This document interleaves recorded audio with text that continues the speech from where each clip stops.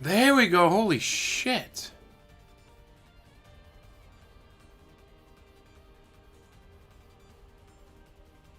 Alright, that took me forever to get this to work. I don't know what is going on with OBS. Had an update and I couldn't get anything to work.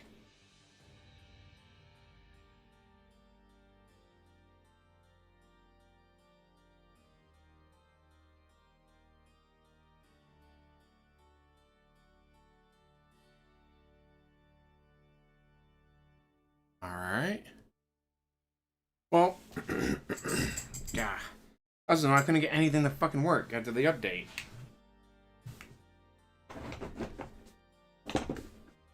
I even rebooted my computer and everything. But here we are, guys, with the final Reeeact from DSP on the quartering. Let's watch. I know I'm a little early, but it's awesome to have some people here to chat with as we build up the stream tonight for the final part of my quartering Reeeact. JC, how's it going? No, excuse me. Here on DSP Reacts, how dare I say on DSP Gaming, unacceptable to get my own channel branding incorrect. Forza Horizon 6 how is out. I saw doing tonight. I hope you're all. I saw that someone had it leaked early. Someone leaked it early, and they got banned for like 8,000 years. Can you imagine being banned for 8,000 years? Yikes! Pumped for the finale. I see some people are pumping it right now in chat. Look at these people pumping it. Oh, they're pumping all right. Look at all these people pumping. They can't stop pumping. Look at this. I love it. So if you don't know what I'm talking about, for this finale stream of the quartering documentary React, we have new emotes both on the YouTube and the Kick side. All right, it is the Flex emo. Oh, ooh, but I'm not gonna flexing, do it. guys. Not gonna do it. I don't Remember, flex for free, Alex, no sir. I don't flex for free. over I only on flex if the animation Kick was of a frog slut for doing flexing plays, squats, and then but I have him a flexing, that's flex totally off the okay, frog. guys. That's right. My shirt will not stay put tonight. Neither shirt that I'm wearing will stay put tonight, actually. They're both kind of out of position. There we go. How y'all doing? Oh, did I not update? I did it again. He did not update, guys. He Hold did it on. again. I did it again, Now he's gonna everybody. sit there and cry and beg for money. Give me 1 second to fix my mistake, okay? Nice. Once again, I did You not got a wheel or rename anything the for kick it? stream properly. What do you just use? Give me a the sec to controller? fix that.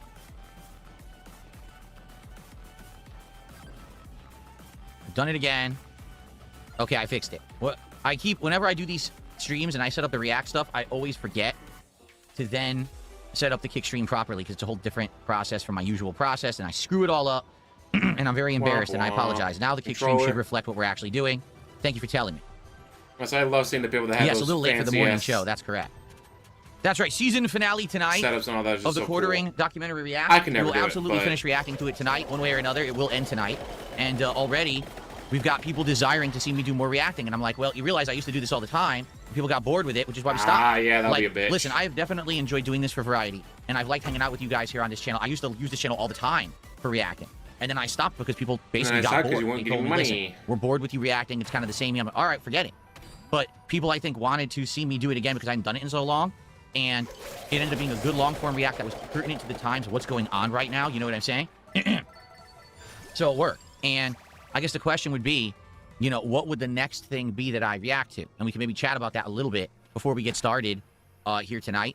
Some What's the next ideas. thing Some you're people gonna already need are coming money up with for? ideas. One was LTG's documentary by June the King from many, many years ago that LTG got so pissed off about that he actually went ahead and like tried to get the video taken down, and then June the King got the fake strikes removed. So maybe that. Whoosh, Many June people have the reacted to that King. since. So yeah, I guess we'll have to So I'm see. guessing you've played a lot of Forza.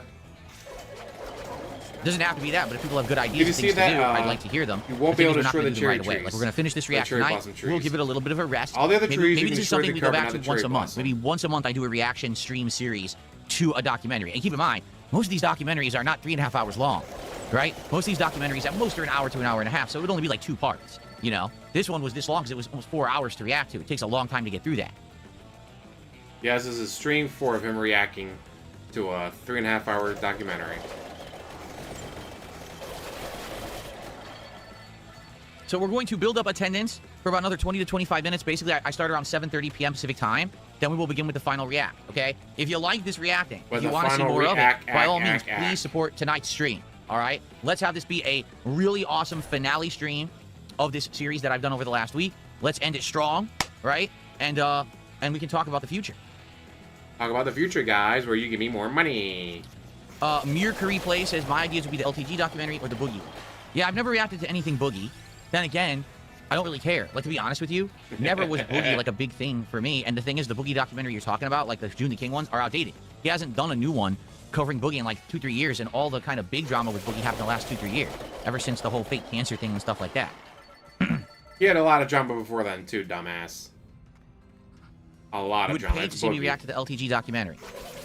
The other thing is, like, the LTG documentary that June the King did is also very outdated. It's, like, years and years and years old, you know? Like, taking a look at it. It doesn't even have the child support saga. Let's see how old it is. It's super old.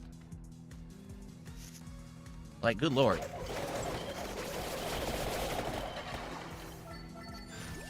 It's, oh my god, it's almost 7 years old.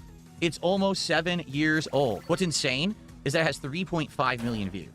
Like, that's actually crazy. It surpassed the Wings of Redemption documentary that we reacted to many years ago. That was one of the first long-form reacts I ever did, and it far surpassed, I think it may be one of his most viewed videos of all time. Well, remember, actually, guys, it's not about the drama. By popular. Yet. Fuck. It's not about drama. Fourth most popular video of all time. Damn. And it's close. Like, it's only by a few 100,000 views that it's even in for. Pretty nuts. So, but it's outdated. It's 7 years outdated. Like, it doesn't cover any of the latest stuff that LTG's, you know, involved in, including, you know, the fact that people found out that he's a kid that he basically doesn't support or have anything to do with their life and stuff like that. Like, really messed up stuff. So.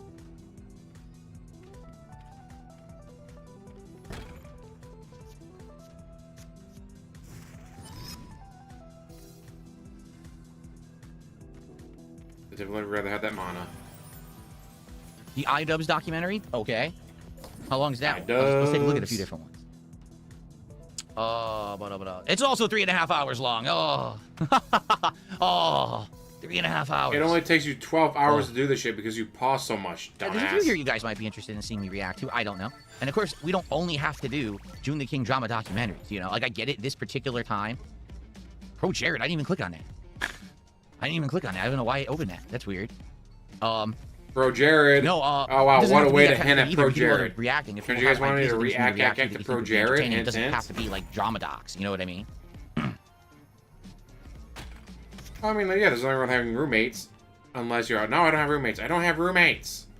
Well, how dare you say I have roommates? Yeah, you know, at one point I was following a lot of the stuff that June the King was doing, and then I basically stopped. You know, kind of built up for a couple of years there. I watched some of his documentaries, and he did one on me, and I reacted to the one about me, and then I was like, I'm all dramaed out. So this is the first one that I've watched in a very long time. Flatman B says, you should do the LTG documentary so when a new one comes out, you'll have a good grasp of the situation. What do you mean, new one? I'm not aware that is there a new one? I mean, there are other ones that other people have done, but not June the King. Six Hybrid says, what about running a poll on the Level 1 podcast near the end of the month to decide the React video for the next month? See, I could do that, but I'll be honest, I don't think that my podcast audience is necessarily my audience for this. Like, I recognize some of you are here, but the audience in the morning is more of a very chill audience who come to hang out and just talk games and stuff. They're really not into this stuff, this drama stuff. You know what I mean? So I'm not even sure if that would be the correct He says as he keeps on covering it. For it. But he's going to keep on covering it, guys. My audience isn't interested, but I'm going to keep covering.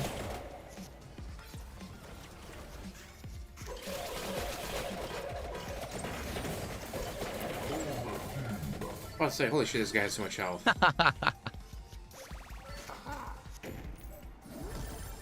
What's up, John? How are you?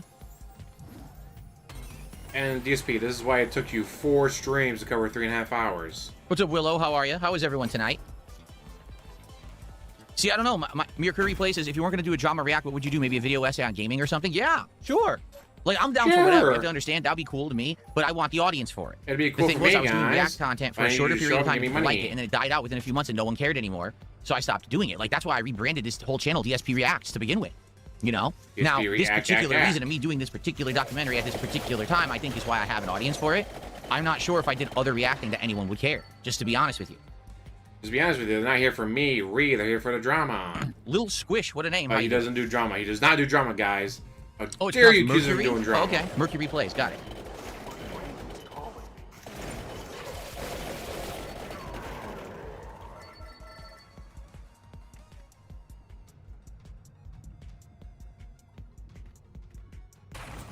I mean, you gotta imagine just the daughter So stuff is right now, insane. LTG seems to be With a all big the child leading thing support. to do next. That documentary. I guess it would be the Junior King documentary about him.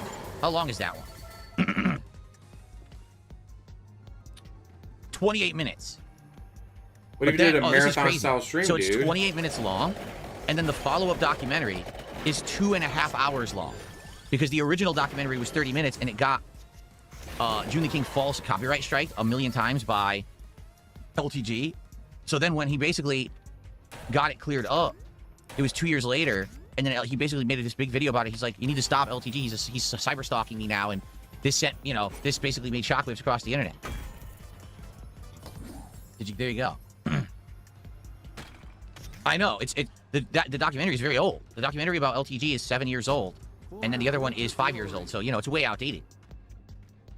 I'd be okay watching other stuff. A new one. I'd definitely react a Junior King documentary either. It could be something else,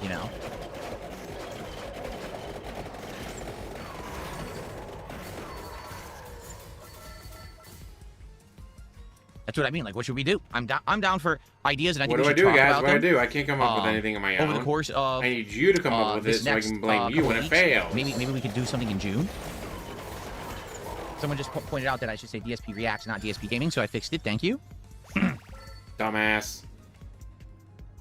Had nothing set up for this properly, did he? Documentaries on the history of video game franchises would be interesting. God, if I had waited for the start of the stream to actually get this shit working. Yeah, we did some of those. We did some documentary reacts, like Internet Historian. Remember him? Like funnier reactions and stuff like that. We did that back in the day. We did. But again, it kind of died out and people didn't really care about it. You have to understand, it has to be worth my time. And the reason I say that, what up, Doc? my other streams are doing incredibly well. All right, my gameplay streams are getting, good engagement, attendance, support. Everything's good. So for me to take the time away from doing gameplay streams that are doing well to come over here and do this, it has to make sense. It has to be something that there's demand for, that people show up, watch, support. Do it, guys. You know what I'm saying? You can't just be, oh, this is a good idea for variety, and we do it, and we get 70 viewers, and, no one supports and no one cares. It has to be just as good as the other stuff I'm doing. In particular, this React has done well, and that's why I've continued with it. Remember, at first, I wasn't even sure anyone was going to show up. I was very happy that people did. I hope that you guys are excited for the finale tonight. But that's no guarantee that if we were to change the subject matter and do something different, that people would show up for it again. You know what I'm saying?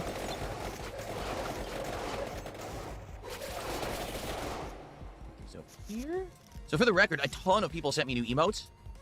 Okay, like 4 or 5 people. However, the person whose emote I went with is the person who sent me both a moving version for Kick and a moving version, guys. It moves. Solid, steady version. Isn't that just so cool, guys? That it moves. Animations, like can't do animations at all. So basically, it's guys, the same it emote, moves. That's so solid, cool. While on Kick, it moves, and so I went with that one, and I think it looks good.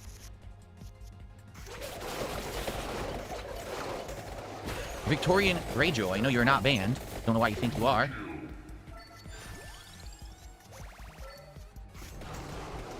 There we go. Fuck this guy up. There you go. It was Oh No Not Him Again. That's right. Thank you, Oh No Not Him Again, because you sent me like this Crimson Desert would take too much package focusing. of stuff, and it was good, so I used it right away. Good stuff. Crimson Desert would take way too much focusing.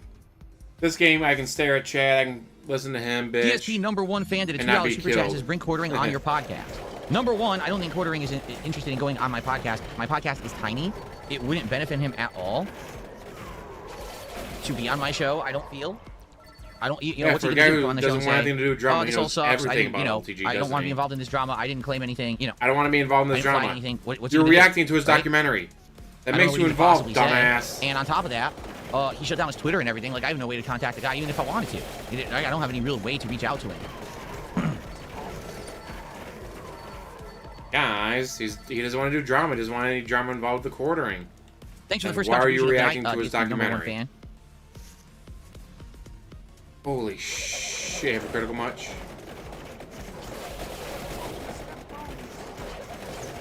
How did he contact me for the interview a few years ago? I think it was Twitter. I'm not sure, though. I don't remember. It was so long ago. I don't even remember what year that was that he contacted me. Wasn't that, like, pre-COVID? I'm pretty sure it was. You don't want to admit that you had Discord back then? After telling everyone you don't have Discord for years?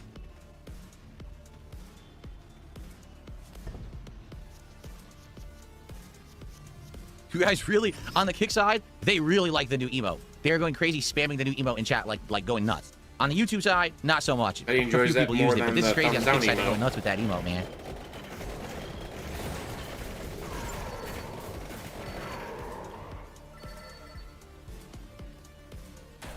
So don't get me wrong, I do want to play Crimson Desert. I would love to play Oh Crimson yeah, Desert 6 while Hybrids, I doing clicked on the this. join button. You look much better than that video. I know, Well I'd done. be That too video is distracted. years old. Like that video I made when I rebranded DSP Reacts, what was it, 3+ years ago? Right when I was starting the weekly React show and stuff like that. Yeah, he sells Discord, so I that's get a some really of his outdated mods. video. Just like the And join bitches video at his over on DSP whales. Gaming is also very outdated. I probably should make new videos to upload there to be, hey, join and do this and this. The thing is, like I actually legit don't know That what the sounds future of like this channel is work, going to and be. I don't want to do work, You know, guys. right now I'm doing weekly DSP Tries It episodes, and that's about it. So I really don't know what next is. Like, I would like to do more reacting, but can I get an audience for it? If I can, maybe I'll do like a big project once a Can I month, and get there's a money reason for it? you to actually like become a member here. But if not, then there's really no reason for you to become a member. So what do I say in the video to join? You see what I mean? It is the final episode of the quartering. That's right. Chat so they can tag me? Okay. Damn.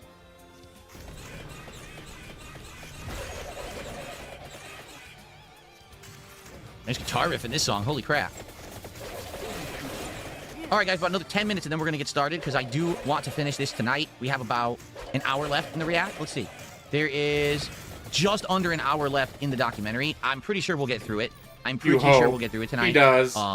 But he had no 2+ idea he was going to get hours through that it. we'll have He to had react, no idea so, he'd be able to get through We it. will start in about 10 minutes, okay? So last chance that you need to do something or whatever. If you want to contribute, you want to answer Last chance to go to the bathroom, guys. now, so that way I'm we not can going to do that. I'm get going to make started you on sit there and time. wait for me to go to pee.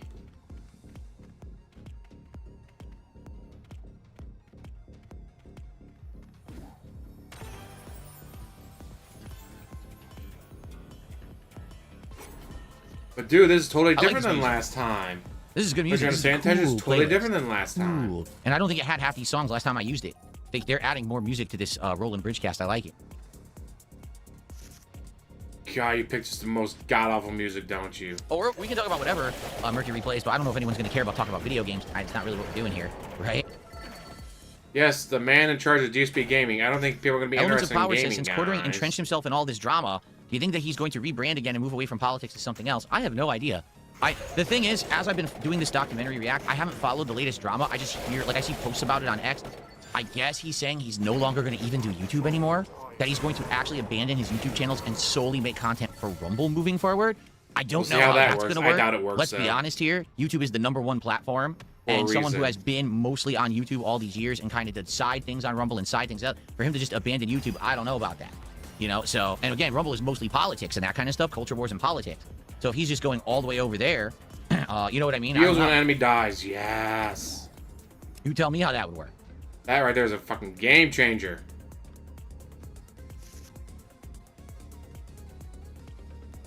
No, we're not going to do... Someone just asked... Yeah, he does Mercury two Plays says, will I do like a 20, 30 minute podcasts edit of the funniest nowadays. moments of the entire thing? Probably not. And the reason being, we did an edit down of the first part, just 2.5 hours. We edited it down to 40 minutes. It got like 1,000 views. No one really cared. So, No one gave me the thing money is, for it. you have to understand that every edited video I put out, I'm paying for. This is not like, oh, just do it. I have free time. I'm doing it. No, I'm paying someone professionally to do it. And I've already had a bunch of videos that have kind of been a bust. So I'm kind of saving it for more important subject matters that I think will get views.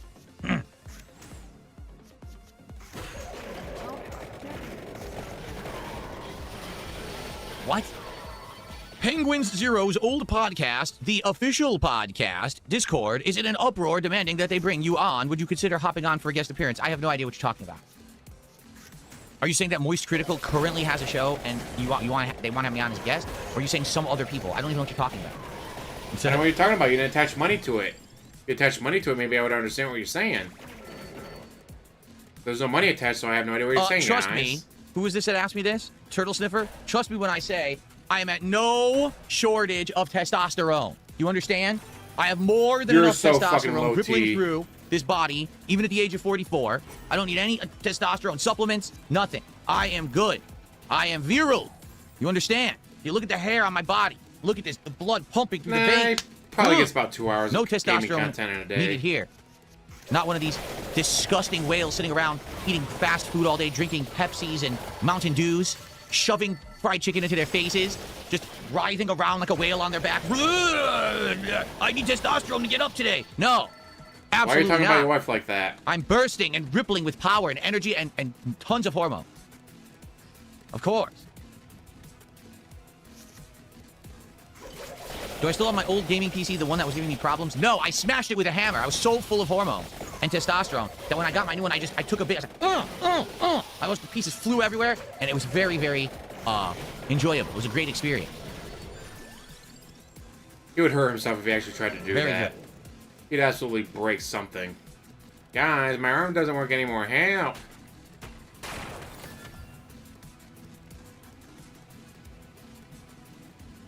And mind you, he'd be watching the Reeeact right now. Anyway, so we're gonna start shortly. Tonight, as we do this final react, I hope that you guys will enjoy. I wish we get more attendance, but it looks like attendance is gonna be low tonight. This is the finale, and it looks like we're gonna have the lowest attendance of every stream. That sucks. Because we're actually gonna get probably to the best parts, I would think. So it really does suck that we're having the lowest attendance. I don't know, but anyway, let's see how it goes tonight. If it goes well tonight, once again, if people show up, engage, and support with the content tonight, then I will consider how to fuck these guys up as much as to do future reacts like this or on other subjects as well. I'll bring back more regular content to this channel if you guys want it. But you have to show me that you want you guys give me money. Okay, we've gone through 4 parts of this to get through it because you have been here supporting. So let's keep that going tonight. If this ends up being the worst night of all, then I'm probably going to not be convinced that you guys really want it, and you only wanted it because you wanted this one particular one, and that's it. Right? So let's see how it goes tonight. Why wouldn't I do this on my main channel? Because this is not DSP gaming content, is it? We're not gaming right now, are we? We're not talking about games. We're not hanging out to discuss the future of games. This is other style of content, you know, reacting. That's why the channel is called DSP React. Reacting, guys.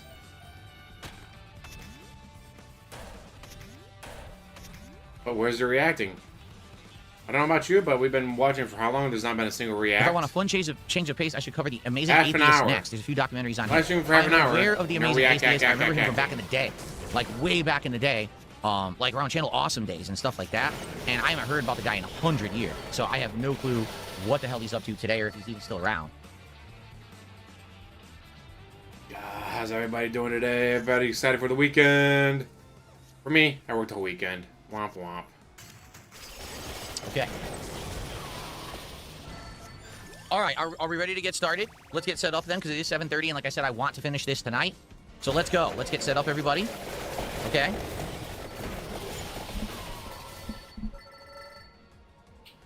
Then why did you wait so long to start acting, dumbass? How about how the AVGN fell from grace? I wouldn't be opposed to covering something about the history of the AVGN, but I wouldn't know where to go for that. I'm not aware that there's like a definitive AVGN documentary. I'm not aware of that, so I don't know what I would do. You know what I mean? I don't know what I would actually Which watch. one would I would need react to, recommendations or guys? something Tell like that, me. right? Okay. Okay. Okay. DSP, are you okay? Alrighty, we're about to get started, everybody, with the fourth and He's right into his final channel, part give him money. of the quartering documentary react. Remember, this is from June the King on the June the King channel. I think his documentaries are well done. I enjoy them. That is why usually if we react to a documentary, it's a June the King doc that we react to, right? And I think it's been informative and well done. So I hope that you guys have enjoyed it as well. We're gonna finish this off tonight and see how it goes. Like I said, if you're here and you chill and you're engaged and you support the stream, then I'll consider doing more of these in the future. If this ends up being the deadest stream of all 4, then I probably will not do that. Okay? Okay.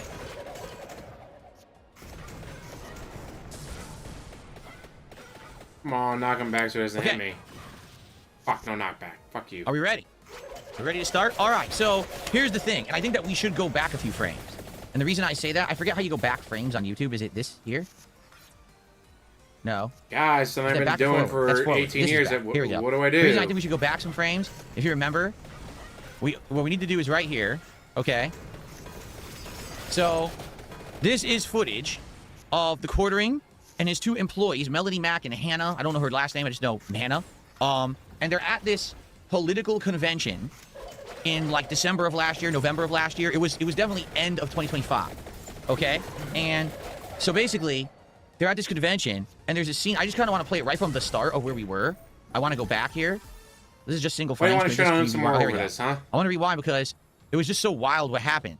And it actually like blew my mind, and I couldn't react to it immediately. I had to actually end the last react and save it for tonight, okay?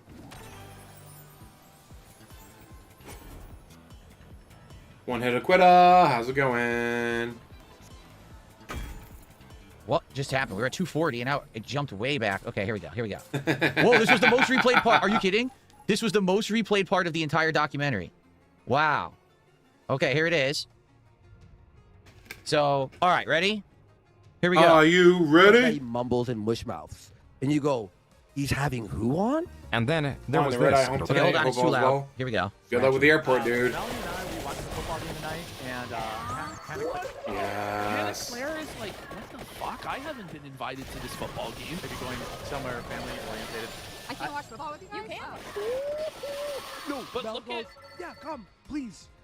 is that what it is? And Just Hannah Claire begging will for probably be help. Watch. somewhere. Takes Her lips. 100. Watch her That lips. was, no, that was a plea. Bring it back. Did she actually help me to her? Like, it almost seemed like it, bro. Oh my God, wait, hang on. No, she did. I think she might have. And Hannah Claire will probably be going. Help me. I mean, so this, I couldn't believe what I was seeing last time, but we are seeing it in real time. We're begging seeing for what was help. actually said at the event. So all of a sudden, the quartering starts saying, I'm going to be watching the football game with Melanie Mack. And all of a sudden, his other employee's like, wait, what? Just you and Melanie? I'm not invited? What's up with that? Why am I not invited? And then immediately, Melanie's like, no, you can come. Remember, she was immediately, oh yeah, you can come, you can come. And then she mouths, help me. Okay? So, out of everything that we've seen up to this point in the documentary, right? We've seen Jeremy drinking, getting on stream frequently, Getting acting drunk, a fool. Let's be honest. getting Saying drunk. ridiculous Oh, it already things, is 1.25. trying to contact women, saying things Of about course the we're already women that he 1.5, has on his dude. streams and on his show. He's simping and or obsessing over certain women and creators on the internet, which we talked about how last time that was inappropriate because he's married, yet he's publicly talking about this kind of thing. It's not like what a married dude should be doing, okay? And now he has these employees, and this is taking place live on his own live stream at this political event, where he says, well, I was just going to watch the game with one of my female employees, like just him and her together in the room. And then the other female employee's like, what? Why wasn't I invited? And then she mouths, help me to her. So how exactly was this Out of supposed context, to look? very gross. Like, really? And this is his stream. This isn't like someone edited this. This is his archive stream. He's putting this out to the internet. People are seeing it live take place. So how did you think people were going to react to that? You know what I mean? Like, I'm lost. I really am lost at what's going on here. And again, it's none of anyone's business, but this is being None of their publicly business, but I'm broadcast. gonna keep People bringing it know up, that guys. Jeremy is married. Somebody will give me Why? money Because he for told it. everyone, right? So it's not like, oh, is this appropriate or not? It's like, we know it's not appropriate. You know what I'm saying? Because he's married. know it's not appropriate, He's not talked giving about money. this over the years. He even said how his relationship with his wife has been a struggle because of how much he works and all the stress of it and everything. And then this is taking place live. I mean, this is super embarrassing. Okay, super duper embarrassing, I would say. Super like, duper, if you're talking guys, about the most super embarrassing duper. moments, right? You can have an embarrassing moment where it's all on you, but when the embarrassing moment is involving other people and it's like take place live in front of people like this, like I would argue if I was looking through the entire documentary and it was my documentary, I would be like, this is my most embarrassing moment. That I would declare that. I'd be like, nah, this definitely is the most embarrassing thing. You know what I mean? So We're $29.99. I don't know if he feels that way. And for what I'm to understand, because of course when we talked about this last time, people started talking about it in my streams over the last couple of days, and they were like, so these two vehemently 100% deny that this is what was taking place. No, it wasn't like that she actually was asking for help. They weren't uncomfortable. That's not what was taking place. But then That's how do you bullshit. deny the video evidence we're watching right now? Like, how do you deny? It's literally right Tom here. This is what Bridge you series. broadcast. No one made this up. Secretary said How he can you only say that's not what it was? wanted to You know, I just Out I of don't get it. context is the best context. Is that real? Yeah. She did. she did. Family oriented. I can't watch football with you guys? You can.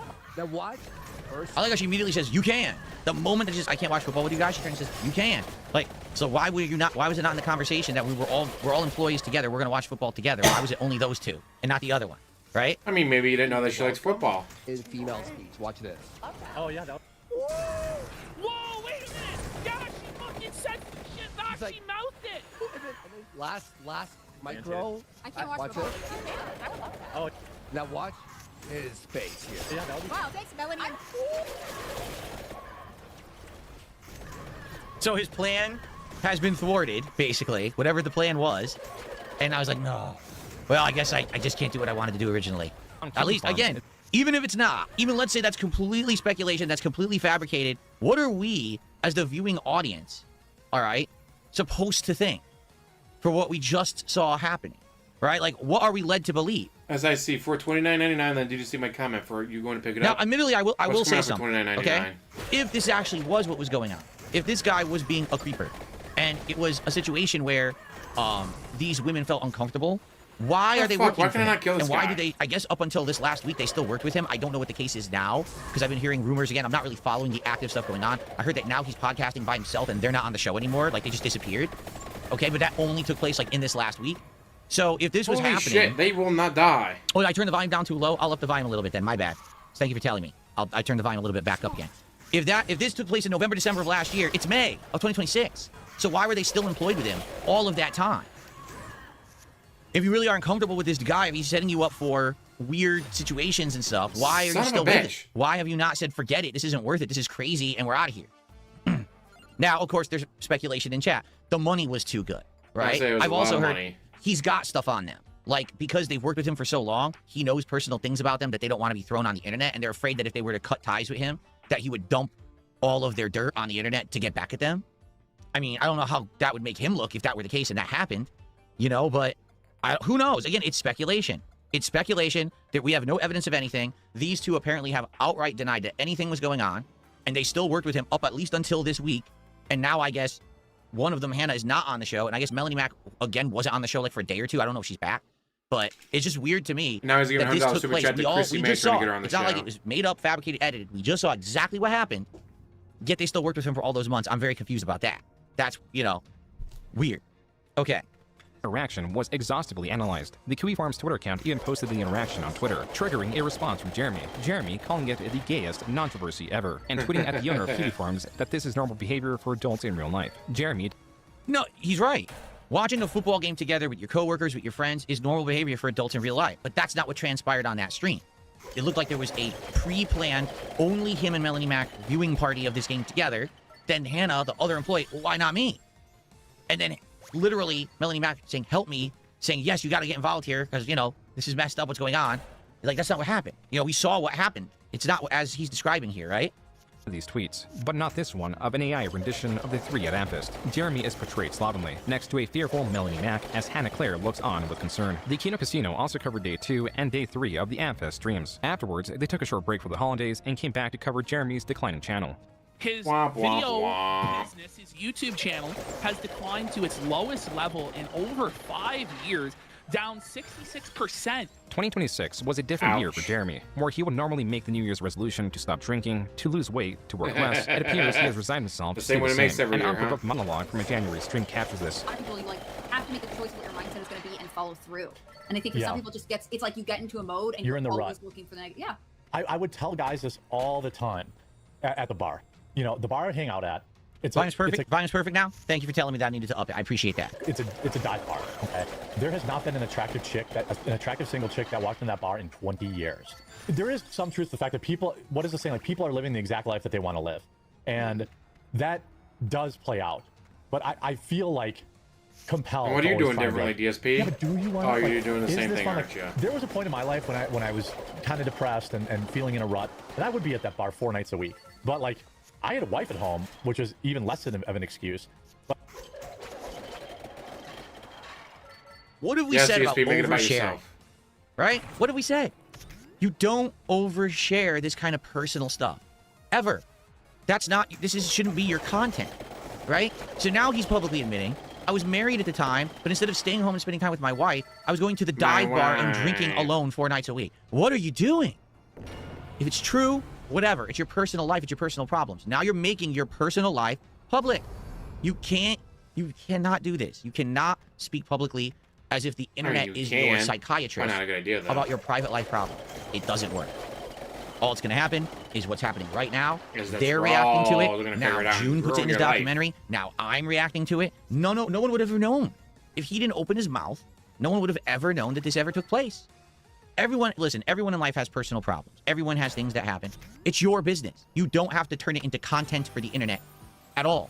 That's your That's private Panda business. Lee Keep about it to the time you yourself. told her to Make take a pill and content for just the stay internet on the that side you of choose the to make road. public. That's okay. That can't be Yes, it was personal. That can be used to attack depression, you, right? guys. Or if it is, like, for example, oh no, I suck at a video game. Make fun of me on Reddit. Oh, boo-hoo, I'm really crying about that. I don't give a shit, right? It doesn't really affect me. Then This why'd you have to stuff bring it will up affect him. and cry Like, about it? yikes.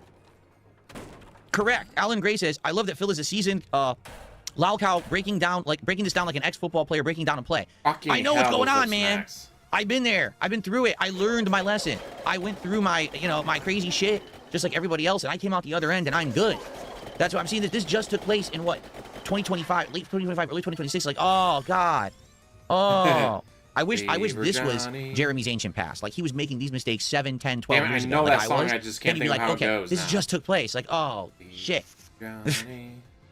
Damn it. Saw the same fucking people there every night. The same 10 people every night. And it's like, Guess what? You were one of them. man, no, like, this is a rut so deep, you're never going to get out of it. Somebody who drank probably 4 to 5 nights a week and has now gone to maybe once every 2 weeks. There's a book I read that is just, it's a really easy read. And I'm not Just telling like anyone, hey, you gotta DSP. quit drinking forever. Gets 'Cause I don't think I ever will. The plan is probably never to quit. But it made it way easier to not drink on a weeknight. You know, it went from like 1 to 2 times a week, like, hey, I drink like 6 days in a row. Like, what the fuck? In those clips, Jeremy claims he drank 4 times a week, but then it was 6 times a week. The important bit was that he was making peace with his addiction, aiming to drink less rather than not at all. There was a similar approach to his YouTube channel as the Kino Casino were noticing. Yes. He got, on January 19th, 20,000 subs. On a day, he got Right. 87,000 views, okay? Everyone's like, he bought subscribers. I'm like, no, I was running YouTube ads because things were leveling off. I wanted to see if I could re-engage. The views on that video, 80,000. I mean, were from definitely my more own successful channel. than DSP, You get obviously. like 2,000 paid views, and it costs you about $2 to find a new subscriber. Jeremy was now utilizing what he previously called one of the most insulting services YouTube has ever offered him. As a comparison, the quartering in January. So if you don't know what they're talking about the YouTube promotion system. Like right now, I could pay YouTube money to promote this stream. I'm not kidding. Like I could just pay YouTube money and say, hey, promote it, and they would push it into the algorithm advanced so that basically I would get more views and I would show up at a higher priority. Get more money. So big creators use it. Okay, I've never done it. I never will. I would much rather just have people find my content and enjoy it, not they saw it because, I paid for it to be featured. You know what I mean? And he outright, at the end of the last reaction, shit. remember, was saying, oh, that's a horrible service. Now he's admitting, I'm doing it. I'm doing it now. 10 million views and gained 50,000 subscribers. His peak month in June 2024 was 74 million views and 60,000 I mean, you got the subscribers. money to afford this is it. around Why 7 not? times the views, yet just It's supposed to 1/5 be more your business, subscribers. your So livelihood. obviously this doesn't make much sense at all. How on earth could he have gotten 50,000 subs for only 10 million views when previously he was only getting 60,000 subs for 71 million views in a month? It doesn't jive. It doesn't correlate, right? This is how inordinate Jeremy's subscriber growth was. If 40,000 of those subscribers were paid, then that means Jeremy paid around $80,000 to YouTube in just January. Even stranger, Ouch. Jeremy had long known how useless subscribers were through YouTube prioritizing their algorithm. But there is the possibility that this same learned behavior from 2008 is still present within him, where sub growth directly translates to dopamine, creating a strange loop where Jeremy is endlessly working to escape his life. I don't know if it's dopamine. I can tell you personally from my perspective as an 18-year creator on YouTube, if you 18 get a years, channel guys, 18 years. that you're actively making content fucks for, everything up. and it starts bleeding subs, that's horrible. It looks terrible to the public-facing That's audience. How can terrible. you claim to be someone who is Poor operating Johnny. a successful business if you're losing the amount of people who are subscribed to you? Now, there have been a couple exceptions. Over the years, YouTube has done what they call a bot purge or a old account purge, and that will always hit you with a negative sub. There's nothing you can do about it, but everyone gets hit by that. Like, everyone loses subs when they do those. But if you're actively doing all your content and it just says, oh, you're losing followers, you're losing people who care, that's horrible, So I don't think it's dopamine. I don't think, in this case, I don't think that's, oh, he gets a big positive feeling when it goes up. I think he's trying to avoid the inevitable crash out that would happen if he starts losing subs regularly and you can see less people care about this guy, and then he has to answer for it. People start asking, why are you Fewer, losing not subs? less. What happened? What's wrong with your content? Now he has to answer. And what's he going to say? It's the algorithm? No, people are actively unsubscribing. It's not that people aren't seeing the videos. The people who used to watch decided actively to say, no thanks, I'm gone. That's a different kind of thing. So you can't make an excuse that it's YouTube's fault in that case. It would directly be blamed on him. So the only way to counter that is to show fake growth by buying subs. Do you understand? It's not dopamine. Oh, I felt good because I got more subs. Someone I'm sounds like they've avoiding done this the before. embarrassment of being someone who's bleeding and losing a follower. Does that make sense? I hope so. Okay. stop out and exhausting his money to artificially grow his channel, all done to feel better. What's more, exposing that he does this exposes that he has much more money that he's let on. $80,000 is how much he mentioned the K-Cup machine costs. It still does not stop there because Jeremy was reviving on social media also at a cost. In fact, Leave him, I have leave him high and dry. about $10,000 in product to open up to celebrate coming back. Jeremy claims he was unbanned by Wizards of the Coast. As for the packs, he was phenomenally unlucky with the cards he received, obtaining many inexpensive, rare duplicates. The pinned and love comment on this video reads, quote, "Thanks for the heads up. Forgot about this channel. Unsubbed immediately. I would prefer an actual record prolapse than having to suffer through any content from Jeremy, the walking prolapse." Wow! Oh, God! Oh, my God! And in the comment, he left it. He liked it. He actually he hearted the comment because he probably thinks, oh, that's funny. But oh my God. My God. Overreact. Wow.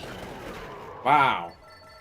For the record, since I started this react, I didn't have anyone leave a comment like that on my video yet, but now they will because I brought it up. There'll be like 20 of those tonight. Anyway. So he live streams Hint, on the guys. Quartering Live, and it has a grand total in a day of 1,500 views. Live viewers? Not live viewers, just replay views. I say if more and more people Wait, is this sweater inside out? For the record, figured out who he just was for and the all record. that, he'd hate it. all of my streams do better than that.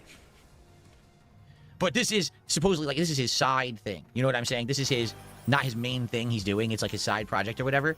But all my gameplay streams, these streams that I've done here of this react have all done better than that.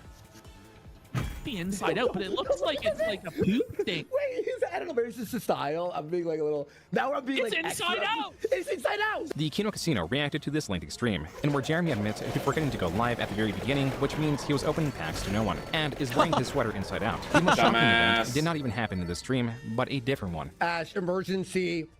What's going on? Quartering just got caught looking at cock porn?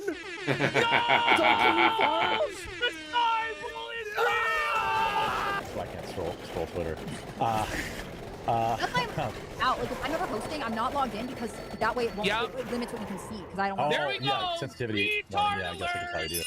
On Twitter, Jeremy claims that tweet suddenly popped up, furious that it did so, even tagging Elon Musk in the process. This tweet received a community note, explaining that Jeremy has in the past been exposed for searching Reddit for force-cooking pie, going as... What a thing to look for.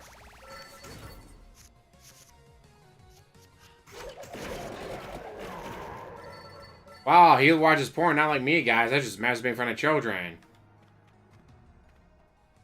More acting. This is so fucking cringe. Second-hand embarrassment. I can't stand it. I can't stand second-hand embarrassment. It drives me crazy. Thank you, Flatman, for a $2 super chat. He says, Jared can't decipher comments from troll comments. No, I think what it is he believes that rolling with it, laughing at it, okay, is going to basically protect him from it. Like if he says, hey, look, if all I do is laugh at the troll comments, then they don't have any effect on me because I'm laughing at them, right? So I'll even like them and I'll you know what I'm saying? I think that's what he thinks, but it's not. Like it's still embarrassing. Sorry, you know? That's not how it works with me, guys. Or to assume, quote, it is easy to assume they search porn frequently and get recommended porn in the feed, unquote. Jeremy deleted this tweet. The antagonization of Jeremy had increased sharply. His antagonist now not only utilizing his sexual blunders to expose previous sexual blunders, but also now commenting on his finances and failing channel. Previously, Jeremy spoke about his watches, RC track, and saltwater fish tank. This time, he leaked his Rumble dashboard, presumably on purpose, showing a balance of $904,000. Presumably on purpose, huh? $900,000. Much of his dashboard does not make sense and works against improving the image of Jeremy. To start, the center notification states that he has been rejected from the Rumble Creator Program. His balance from the last 30 days is $2,594 from 6.6 million views, a tremendously low pay rate, and with the views he has 158,000 hours viewed. This is even less than last time he leaked his dashboard. Now it averages to 86 seconds of watch time per viewer. Jeremy soon after admitted that the balance of $900,000 is false. This is the super chat that makes him seethe and crash out here. Jeremy, if you have 900K in a Rumble account, why are you asking people for 14K to go to AmFest? And why couldn't you donate 6K to Toys for Tots? He crashes out about this, and this is the moment where he admits the 900K isn't real. And so this is just crazy. Like, constantly now, there's leaks, right? And we've seen this before, that he showed how much his YouTube channel made. Now he showed his Rumble. Like, what on earth is going on? Okay, again, why would that even be something on the screen? You know what I'm saying? Like I right realize now, that kind of kills as my I stream ability to to you, bag. I have just the June the King channel and my own YouTube channel open in a browser and nothing else. I don't have my dashboards open with my revenue in them. I don't have private DMs open with other people on the screen.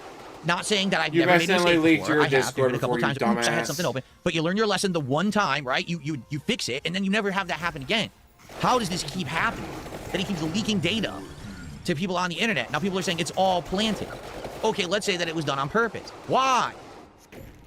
For what reason would you want people to think you have $900,000 sitting in an account that To you can cash brag out at about any being time? rich, You're not going a to ask broke the internet bitch. for money. What is going? I'm not a broke bitch. I'm not a broke bitch. What is the see? rationale? What is the reasoning? Is there none? At this point, is it all mania? Has it become mania? Just plain mania, craziness. You know, Holy shit. he thinks he's Oh, you learned a rationalizing, but he's new doing word? it really. It just doesn't Guys, make learn any a sense. new word. 'Cause I'm Mania, so mania, confused. mania. I recommend, as a man, as I'm sure you are, you don't worry about other men's money. The idea that I'm not sure what you're talking about with the Rumble money, but I get paid from Rumble monthly, and Okay. it's not what people think. You know, it shows a bunch of money in there, but that money doesn't really exist. So there it is. That's him admitting that the 900K isn't real. There was a new revelation. It turns out Jeremy did not sell his Neo Geo or even Nintendo collection. Thought you were selling them off. No. So he's looking over at his wife. Oh, so he's denying he ever sold them off. She's like, what the hell? I sold my Neo Geo stuff Now a he's long looking time at his ago, watch. but my NES stuff is still around. I still have a good amount of Neo Geo stuff. This is a fucking But lie. you can only really Jeremy on 2 occasions claimed that he sold his Neo Geo collection. Once in this tweet to focus on his Nintendo collection, and again when he was pleading to his audience to assist him with the purchase of an $80,000 K-Cup machine. I forgot about that. That's right. He specifically said he was going to start selling his stuff off to finance that K-Cup machine because the people who were That's making a the K-Cups for his fucking coffee decided K-Cup to not machine. work with What him the anymore fuck for are you doing political spending that reasons, kind of he money on thought. it? So he did the fundraiser to buy the K-Cup machine. And he said outright, I'm selling off my personal collections. Now he's saying, I never sold off my personal collection. Okay. Jeremy in the stream also touched on him promoting his videos, claiming he was spending around $20,000 a month, a large difference from the presumed Damn, $80,000. they He lit. arrived at the Holy shit. $20,000 figure because he doesn't find it Says strange before, that's to Black reinvest Flag, right? 20% of his earnings back into his channel, alluding to now earning $100,000 a month. Lastly, imagine he a side clarifies mission that he has in $20,000 Assassin's to Creed throw away 3? each month. If I didn't have so big 20 or 30 grand a at its month own to advertise game. my own videos, do you think I would be? I was getting remastered again. With this revelation, Jeremy's fundraising for events like Amfest seemed even less necessary than before. Regardless, Jeremy in March claimed he is not wealthy. Isn't Jeremy rich? Why be concerned about finances? Well, I'm not rich. Only the rich can own a shipping container, according to fat retards from Canada. Yeah, if only fat retards from Canada were actual people. On Rumble, I've never paid for bots. I don't give a fuck. I have a contract with Rumble that does not care about my minimum viewership, does not care about any of that. None of that. Multi-million-dollar contract with Rumble. Multi-million. And they have never had minimum viewerships or anything like that. You just said you're not rich. Then you said you have a multi-million-dollar contract with Rumble. None of it makes any sense. Like, none of it, to an outsider, makes any sense. Maybe from his perspective, it makes sense. Because he's thinking, I'm not rich, because he knows people who are filthy rich. Like, filthy rich versus just rich. Newsflash to everyone out there on the planet, anyone who has a multi-million-dollar contract with Rumble is rich. Period. Like, that's it. They're rich. The moment you have a contract where you're going to get paid millions of dollars for something, you are rich. If you can afford to build a racetrack in your yard, if you can You've afford made over to have a $2 plane million for your wife, in your if you life. can afford to have Just from $10,000 streaming, of you magic cards to fucking moron, unbox you if you're blew it all. relaunching your Unsleeved Media channel, you are rich. You know what I'm saying? Two. Like, am I rich? No. But am I $1 doing million. well for myself? Yes. Blown And on I am Super publicly bullshit. honest with all of you. I am doing well for myself right now. At this time, things are going very well for me. I can afford anything that I need for my setup, right? I do well for myself. I'm not sitting here complaining saying I'm destitute. And I wouldn't do that because that would be pretty stupid. Why would you believe that I'm destitute when I'm surrounded by all this stuff every day on stream? You know what I'm saying? When I can afford any You game. know when I that can shit you do- had on your stream it wouldn't even make beforehand? sense. When you declared So bankruptcy? the problem here that I think has happened, okay, it's a two-pronged problem. There's two prongs. Two prongs, Prong number guys. one Kinky. is that Jeremy all these years has been a grifter, and I don't think anyone would disagree with that, including him. I almost bet he would even say I'm a grifter. Just like I will admit, in the past, I used to be a really bad grifter.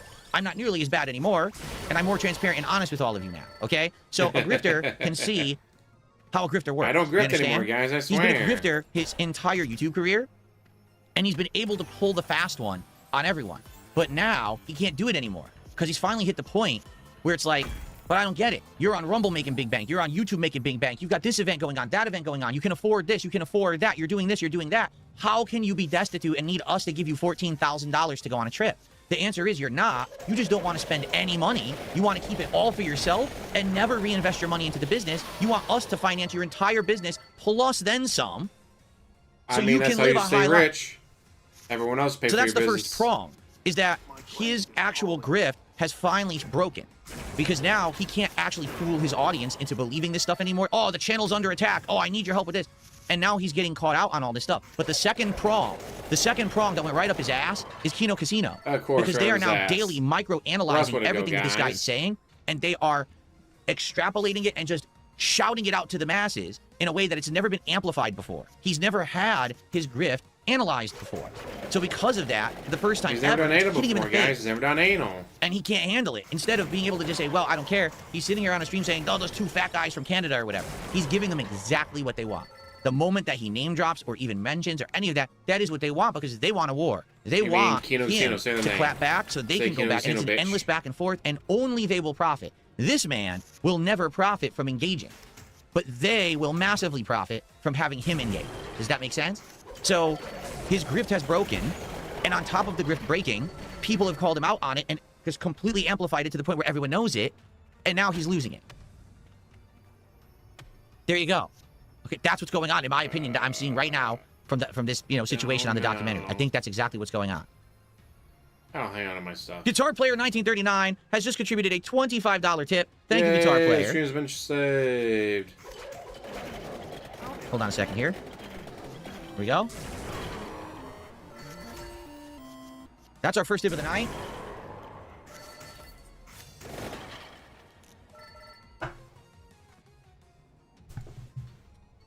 And Guitar Player says, hopefully this helps you get through all of the secondhand embarrassment. Thank you. You know what's happening right now? Like, out of the entire documentary, this part I feel is the most pertinent to me. Because this is stuff that I've already been through. This is stuff years ago this affected me. You know what I'm saying? Like, years ago, my basically grifting, talking bullshit, etc., right, was getting called out on. People were analyzing it. You know what I'm saying? Analyzing. So I know what's happening. I can see it. Maybe other people can't understand it, but I'm seeing it. Like, I know exactly what's happened to this guy. He fell for the trap. 1,000,000%. Hook, line, and sinker. The fuck? He's just like engaging, and now that he's engaging, now he's gonna get sucked into that vortex that you can't get out of. Like a swirling toilet that's pulling you down, and no matter how much you're trying to save yourself from getting sucked down, you're turning and you're swirling with all the other turds, and you're gonna get sucked down, baby. And there's Of course, he's nothing got to you make can it do. about shit. But he doesn't have a or not. Nice analogy, huh? What is it, That's a good one. chlorophilia? You know, guys, I like toilet humor, right?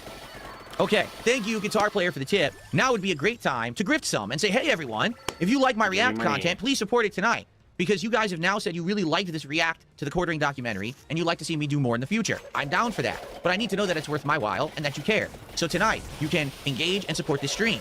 Right now, we've got one tip from Flatman, and we got 2 super chats from one person earlier, and that's it. That's not very convincing. That's it, guys. So if you Come like on, this give me more content, money. let's get some super chats, let's get some super stickers, let's get some memberships, let's get some gifted memberships, let's get some kicks, let's get some subs, let's get some gifted subs, and for the love of everything holy, it's time for some tips. Let's go right now. Let's see some support He needs those for the tips, reacting guys. content that That's I the put out for liquidity of you his business. in the last week, shall we? Okay, good stuff. Let's continue. Oh, again, wait, so you aren't willing to risk 100K? Yep, I am. If you can prove that I've ever bought bots for my live streams, I will give you 100,000 USD, or even Bitcoin, if that's what you want. Just because you're begging us to buy your charity coffee, at the same time you're trying to flex your finances. I'm not begging anyone to buy my coffee. You're living in a fucking loser mindset. Do you have any idea? Like, I sell $150,000 of coffee a month, every month. You think I'm fucking poor? Damn. I'm saying I make That's a lot of well coffee. over $1 million a year just on coffee. Oh. You think? Oh, now, hold on. He makes over $1 million a year on coffee. Profit? Or just net income? It's different. I would believe maybe he sells $1 million of coffee a year. What's your cost on that? How much does it cost to make that coffee? How much does it cost to ship that coffee? How much do you spend on advertisement for that coffee? Is it actually profitable? That's the real question. But in his head, I sell over $1 million of coffee a year, so that's success. No, it's not. It could be a loser. It could be a loss for him. He might lose money selling coffee. If it was a loss, he'd if write he had off to his spend business expense. $80,000 for a Keurig machine to sell the Yeah, Keurig cup, 2.5 hours. that's It's me. a big detriment to his It's profits. insane. You know what I'm saying? How did you These are take the real 12 questions, and hours these to do the things- these exact same questions need to be react asked, like I not did in how much money do you make under net? 4 How much hours? past all your expenses and all this stuff you're blowing on everything? How much do you really make? In my opinion, he has grifted his way to a point where he just makes it sound always like he needs everyone to finance everything for him, and he's just been pocketing all the profits the entire time. But the thing that's sticking him in the ass here is the coffee. The coffee doesn't make him money. He wanted it to, but now he's stuck with this thing. He can't get rid of it, and he just has to try to make a way to turn it into profits, and it really doesn't work. And it's driving him bonkers because it just doesn't work. But he can't give up on it because he's stuck with this thing, you know? But I could be wrong. Maybe it is insanely profitable, but that's not what he's saying here. He's just saying, oh, it sold $1 million of coffee. That doesn't mean anything. What's the profits on it? Was there a gifted, membership from Oh No Not Him Again. Thank you to Oh No Not Him Again. Oh, by the way, the block, I missed your super chat. I'm sorry. I gotta shout out the block as well, guys. Give me a second. I completely missed the super chat here. I never saw it. So Oh No Not Him Again. I'm sorry, I'm so immersed in the documentary, I forgot to shout out contributions. What's wrong with me? I've lost my way. We all know what I'm really here for. I can't believe that I didn't shout out a contribution. Hold on. The block did a $10 super chat. Let's replay it animation. He says all the crap this man threw at other people and he doesn't have the thick skin to take it. There you go. I mean, literally his business on the quartering is... How much fucking hell do you culture have? wars and talking shit and starting fights and, you know, basically being toxic to people. Let's be honest. That's what it looks like to me anyway. Again, I don't watch his content, but for what we've seen in this documentary, that's what it looks like, right? So now people are doing the exact same thing to him, and he's crumbling. Because he never looked in the mirror to realize, oh crap, I live in a glass house. Holy I'm throwing shit, stones it from a took glass forever. house the whole time, and God forbid if someone ever throws a stone at me, what's going to happen? Thank you to Stepdad. Stepdad has gifted a sub, so we have our first sub of the night now over on Kick. Thank you, Stepdad.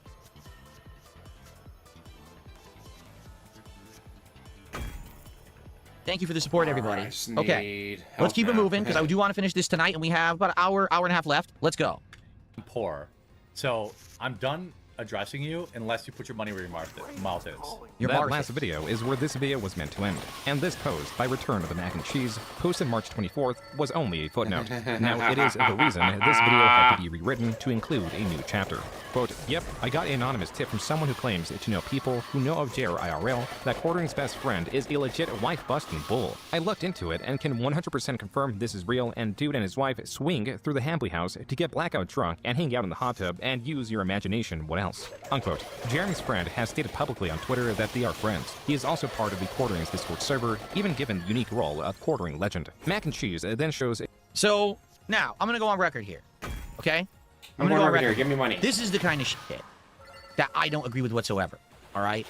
This is personal, guys, but I'm still going to cover it and hope you give me money while I go after cover their public problem, the things that they have pushed to the forefront through their behavior that has been public on their streams. So everything that we've done in this documentary up to now, right? His grifting, his businesses, his begging for money, because this is that his sky is falling, chicken little crying stuff, that everything's ending and he needs help, but then he claims that he's super affluent.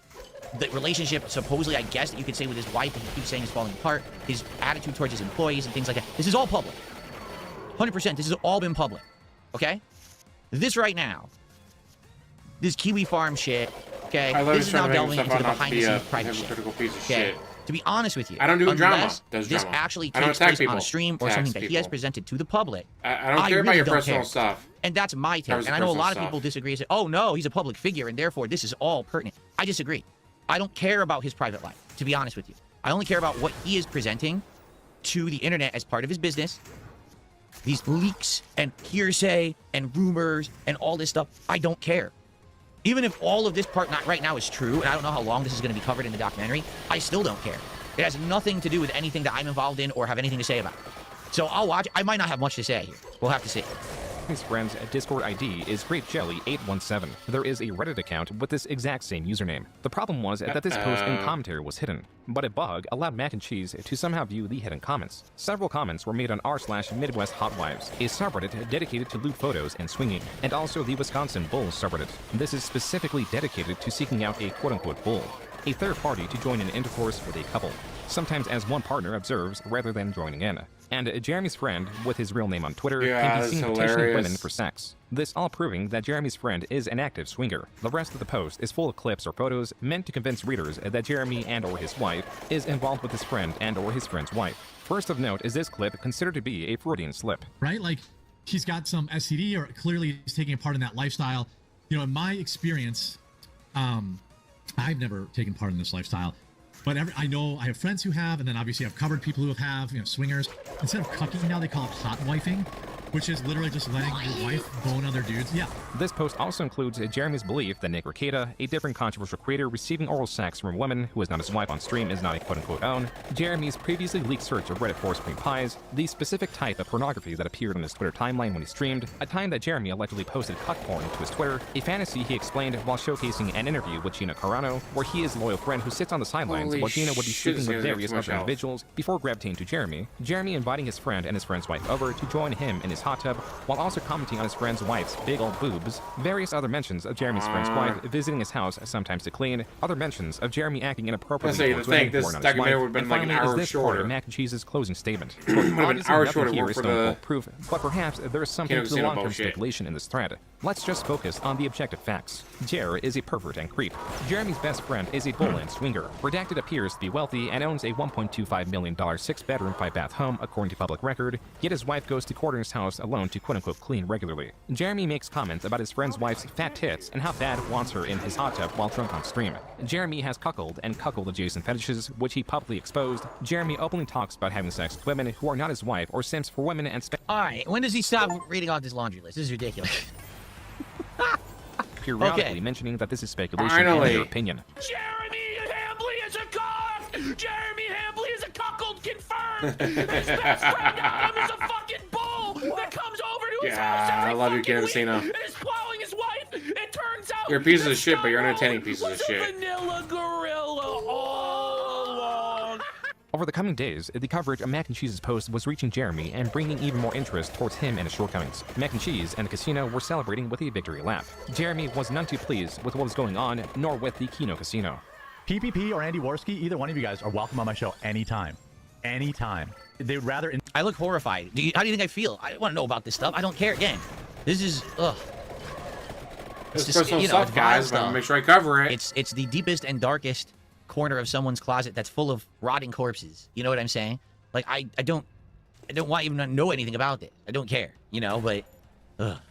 That my wife of 15 years is having an affair with somebody else and put that shit out on the internet like it's a fact based on nothing, then you know, I've reached out to both of them, and guess what? Neither one of them have replied. I wonder why that is. On March 30th, Jeremy tweeted to address the ongoing drama, denying that he has an open marriage, and while he's fine with people making fun of him... So this is it. This is the beginning of the end, because he has engaged. He has, even if he outright denies everything, you've given them exactly what they wanted. You gave them the time of day. Even I want to go on their show. I've invited them on my show. I've contacted them. I've done that. You did all the wrong things. Well. You literally had the list. Wrong thing, wrong thing, wrong thing, wrong thing. You know? Really. Because the truth is that all they wanted, as we've already said, they want the war. They want the smoke. That's what they say, right? They want the smoke. Right? They want him to start responding, so now you can have a back and forth attack, and now they benefit from it, right? They will now get that boost of attention, because every time they talk about it, they know you're going to respond, and they can't wait to respond to your response every time on the next episode of their show. And make fun of you. They love it. So the moment you responded, here, in a video, anywhere, they've won. They've gotten what they want, and they're going to grab it, and they're going to continue on with it. So this is all bad what's going on here right now. Guitar Player, thanks for $5. I agree, don't bring people's personal lives into it. But this is the thing, okay? And this is a big difference, I think, that some people don't get, is that I wouldn't, me personally, and that's just me, because, you know, I have a different set of morals, values, and beliefs than many other people. You have no morals. Like I said, my content. You have no morals. I want, at the end of the day, when I go to sleep at night, I want to go to sleep feeling sound and assured that the content that I made today did not hurt someone, did not crush someone, that I didn't have to step on someone to get ahead today, to make a buck, or to stay afloat, or whatever it may be, because I want to leave a legacy of content that's meaningful and that people can watch for as long as they ever choose to. Because it's on the internet, public for everyone. And it's pertinent today, and it's pertinent public, tomorrow, guys. It's pertinent public. in 5 years, it's pertinent in So 10 years. masturbating in front of People children. still say to me to this day, I can go back and watch one of your old playthroughs of games from 5 years, 10 years, 15, 18 years ago, and it's still fun, and it's still pertinent. Yeah, because the playthrough is a game. No one was hurt in the making of that playthrough. No one was stomped on. No one's reputation was ruined. No one's dirty laundry was personally aired out. That's my opinion, based on how I was raised, based on my own moral compass, and, you know, not everyone is me. I can't expect that every single person is going to be up to the same moral standards as me. Ah, Okay? she's sick. I don't She's stand dying. for that personal attack. I better stuff. wake her up I to make me literally money and make me food. Okay? I can't. It actually, I feel like it's messed up when someone feels like there's absolutely no line that can't be crossed or whatever. I've outright said this about Kiwi Farms. I think it's a heinous site. I don't care what Josh Moon says. I feel like that's a toxic place that is completely anti-humanity. They and make should not fun of me, exist. so it's a toxic Okay, place. And it's just a really It's so disgusting toxic, situation guys. They made fun of me. that there are people, tons of people, who their entire business is based around, let's hurt people today. How is that allowed? How is that legal? Why is this something that we all accept? Why do we think it's good to get a laugh at the expense of someone else and stomping on them? I just don't Because understand. fuck you. You know, I don't. Especially because I have found This a way is illustrious tougher, DSPGaming. and if I He go on made the tons drama of route, content I have playing found a video games way poorly. to be successful that doesn't harm others. So Very why poorly.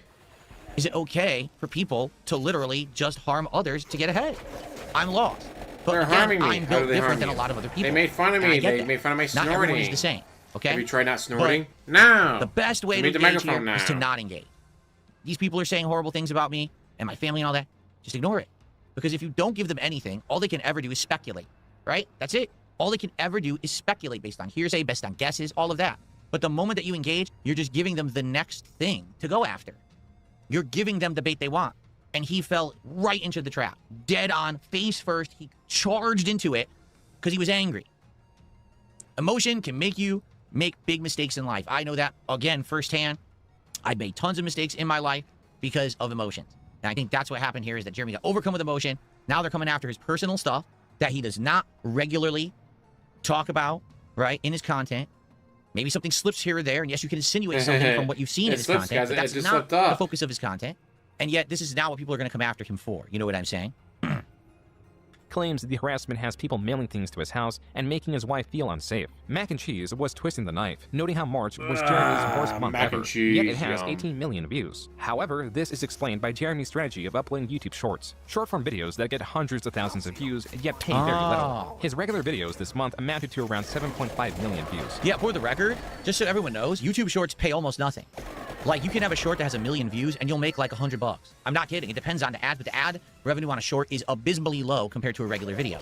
So if half of his views are short, it really doesn't make sense. Jeremy's channel, at least for his regular content, is declining steeply. To make matters worse for Jeremy and those around him, a detailed dox of Jeremy's friend was posted on QB Farms, alongside a separate post detailing Jeremy's friend's criminal history that includes domestic abuse. On April 3rd, Jeremy again tweeted at the Kino Casino, requesting to have a debate/conversation. He also posted the messages he sent to PPP, and the considerably lengthier and far more numerous messages sent to Worski, likely because of their history covering similar topics in 2018. He'd even petitioned Null to host the possible debate. Null responded by clarifying that PPP is after Jeremy's financial information, likely circumventing the debate by mentioning how inconsistent Jeremy is with the status of his finances. Jeremy goes on to claim that he is willing to go on Caleb Hammer's Financial Audit podcast, a request previously made by the Kino Casino. This is all, again, he is giving them everything they want. He's just handing it to them. Here you go, here you go, here you go, here you go, here you go, here you go, here you go, here you go. Why do you think they didn't respond to the million DMs that he sent them about, hey, what about this? I saw you accuse me about this. I saw you. They're not responding because they don't want to engage you. They just want more content. They're content farmers. And That's content literally they what got they are. from him. A lot of people say, oh, they're trolls. No, no, no, no. They're not trolls. They're content farmers. And they're probably two of the best in the business.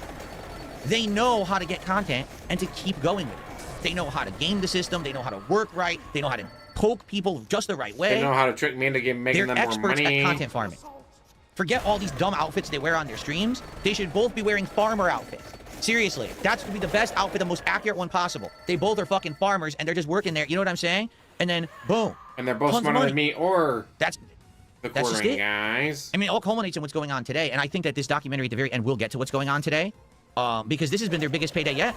Everything that's going on right now has made these two guys more money than anything before. Thank you to This and That. This and That just did a $20 super chat. Thank you, this and that. Or excuse me, $20 tip. Excuse me, it's a $20 tip. And he says, doesn't matter what content you do, I enjoy it. Mouse PI was awesome. Thanks. In regards to Jeremy, he was crying that he was a freedom of speech guy. He talks so much shit. As soon as someone says something about him, he cries and goes to his audience. Thank you for the $20. I appreciate that. This and that. Just like DSP. Yeah. Just like Darkside Phil. Okay. They celebrated this development, perhaps too soon. He's scared of what's being revealed about the bull. He doesn't want anyone digging any... How the hell is he talking with that shit on his face? How does he talk perfectly with the rabbit outfit on? Deeper into the situation with his bull, into the next... How does he talk better than I do, guys? And all of this. Oh, because he's not drunk. To agree to fucking anything. Like, honestly. And we could probably get a lot more out of Jeremy because we hold all the cards. See? He's publicly admitting it. He's literally publicly admitting it. We have all the leverage in this situation. I told you guys. The house always wins. Just one day later, TPP on Twitter shared a screenshot of a community strike the Kino Cathedral promo channel received, not to be confused with their main channel, Kino Casino Clips. So, this is all going to be confusing for those who don't know. So, the Kino Cathedral channel is Ashton's, or PPP. He doesn't use it a lot, but he puts out promo clips and stuff like that. Then there's an official clips channel called Kino Casino Clips. That channel is owned by their editor, not them, and that's the one that was putting out highlight clips every single day when they streamed on YouTube, okay? So there's a lot of channels involved. It's going to get a little bit confusing. The Kino Cathedral received a strike for harassment and bullying. PPP claimed it was Jeremy who reported the video and is responsible for the strike. Jeremy on Twitter stated, quote, PPP, a random Canadian, only considered stop spreading slanderous lies about my wife, my friend, and family if I gave him 7 years worth of tax forms. Again, a random fucking nobody demanded my tax forms in order to even consider stopping harassing my family and friends. Fuck him. Unquote. Jeremy was not going forward with the Caleb Hammer podcast or any debate for that matter. Great way to get Later done that night, PPP posted again. Another video had been taken down, this time on the Kino Casino's main channel, for violating YouTube's policy on personally identifiable information. PPP will later confirm that it was filed by Jeremy's friend. The way the YouTube strike system works is that after a warning and 3 community guideline strikes, the channel is banned. This means that if just 2 more videos are taken down for a community guideline strike, so would the entire Kino Casino Clip channel. Worski reported that Jeremy had shown the quartering YouTube channel was not the source of the initial report. Worski also believing that while it may not have been the quartering, Jeremy still has countless other channels. So the possibility of Jeremy being the source of the reports still remains. I guess we're going to get technical now. So, to be honest with you, there's been a lot of misunderstanding and misinformation in regards to how YouTube works. Okay? The only time on YouTube that you can officially issue something that's related directly to your channel is a copyright strike. That is it. You can issue a copyright takedown request through your channel. You can actually do it right through the auto match system that is present on your YouTube channel, or you can manually submit a copyright takedown request through a form on the YouTube website, and you put all your channel information into it. That is it. Okay? If you are going to put a community strike against someone, which could be for harassment, for bullying, for doxing, for egregious content, for example, extreme violence, sexual content, all those would be considered community guideline strikes. None of that is done through a YouTube channel. Those are all separate reports that anyone can do, okay? So the confusing thing about this part of the whole situation is that everyone seemed to want to find what was the evidence that it was Jeremy who did it through one of his channels. That doesn't exist because it's not done through a channel. Fuck! I get 3 more hits and I'm not at all. So this part, I think, was kind of like they were misguided. They didn't really know what was going on. And they're like, well, I don't know. Is it tied to a channel? Is it tied to this? It doesn't matter. It's not through a channel. Only a copyright strike is done through a channel. Ever. Okay? So it didn't need to have an association with any channel. And this is what was confusing, because I think what they're going to do is Jeremy started showing, oh, look, I didn't flag any channel. It wouldn't show up anywhere. Like, no lie, if let's say, for example, someone issued right now a takedown against a YouTube channel, there's nowhere on YouTube to see that. It doesn't exist. There's no queue. Here's your takedown attempt. It's only copyright. That's it. Okay? Thank you to Flatman for $2. Says, Jeremy has inside people at YouTube facts, bro. We're going to talk about this. I think we're going to get into it. I think we are. We'll see. Let's continue. And let's see how deep this gets, because I don't know how technical this is going to get. I hate to say it. For all the wrong reasons, I know a lot about the technical side of YouTube, the shit that I had to go through all these years of people harassing me. So, let's go. Morning of April 5th, Worski stated that their strikes were appealed as to have them overturned, and their videos were restored. The looming threat of a ban was seemingly gone. Jeremy, still being blamed for the initial reports, was claiming that if he wanted to get them banned, he could, claiming either Worski or PPP is a ban evader and that their YouTube channel is a walking terms of service violation. Worski retorted by believing this was an admission that Jeremy was behind the reports, and also posted his YouTube channel as to show he's not ban evading. Even so, Jeremy continued to tweet, now more menacingly. Quote, if these clowns keep going after my friends and family I was just doing like because mini they don't bridge. like me, What? totally fine. I will in fact take everything they have and never apologize for it. Psycho weirdos are messaging my wife, calling her phone. People are harassing my friends. Roast me, fine. There used to be a line. I don't give a fuck what you say about me. But these psychos are harassing my family, my wife, and my friends. And sadly, here is They call my wife fat, guys. They call my wife end fat. result of all of the years of the content that the Quartering has put out. Because we already went through the history in this documentary of the kind of content that Jeremy would put out. He would hyper-focus on a person. He would make a ton of videos about said person, right? He would say bad things about them. And, I mean, there was the cosplayer in the Magic the Gathering community. There was Brie Larson, right? And so he's made this kind of content before. He's benefited directly from this kind of content before. And now, whoop, now the target has now been aimed directly at him. And now he's feeling likely how the people who he was targeting felt. And it doesn't feel good. I know, because I've been there. You know, it doesn't feel good. To think that most people on the internet are laughing at you, think that you're some kind of a scumbag, to think that you're a degenerate, to think that you're all messed up. Whether it's completely true, completely false, or landing somewhere in the middle, to have the ire of the internet on you is a horrible thing. And this is what his game was. Like, this was his game was grift, and his game was culture war drama. And the culture war drama created a lot of harassment towards people. And then when people called him out for it, oh, we're under attack, grift to pay for everything. That was always his methodology of success. And now, here at the end game of it, right, the end result of all years of that happening. So now it's happening mini to bridge him. without actually beating People that who are last actual level. Weird. Better content farmers and perhaps better grifters than he ever was are now doing the shit shoveling towards him. And he doesn't know how to respond to it. And it's destroying him. He's doing all this stuff now out of like this kind of desperate attempt to try to stop them, but they will never stop because they're now making the most money they've ever made off of this man. So why would they stop?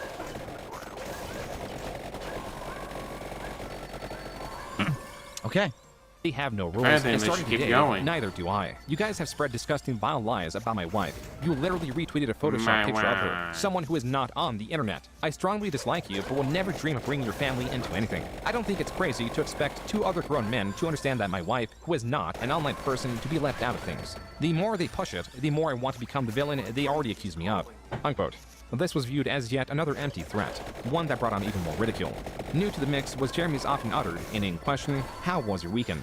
A question Jeremy poses before going on what are viewed as excessive discussions of mundane activities, all in an effort to fill time on his podcast. Jeremy was not being taken what you got planned for the weekend? So still on April 5th, he reconfirmed his threat. I currently have nothing but work. Just, again, he's like unhinged now and he's doing it again. I might still have to work on Saturday or Sunday, don't know yet. yet. Twitter tirades of just post after post after post after post after post after post. Like, oh my god.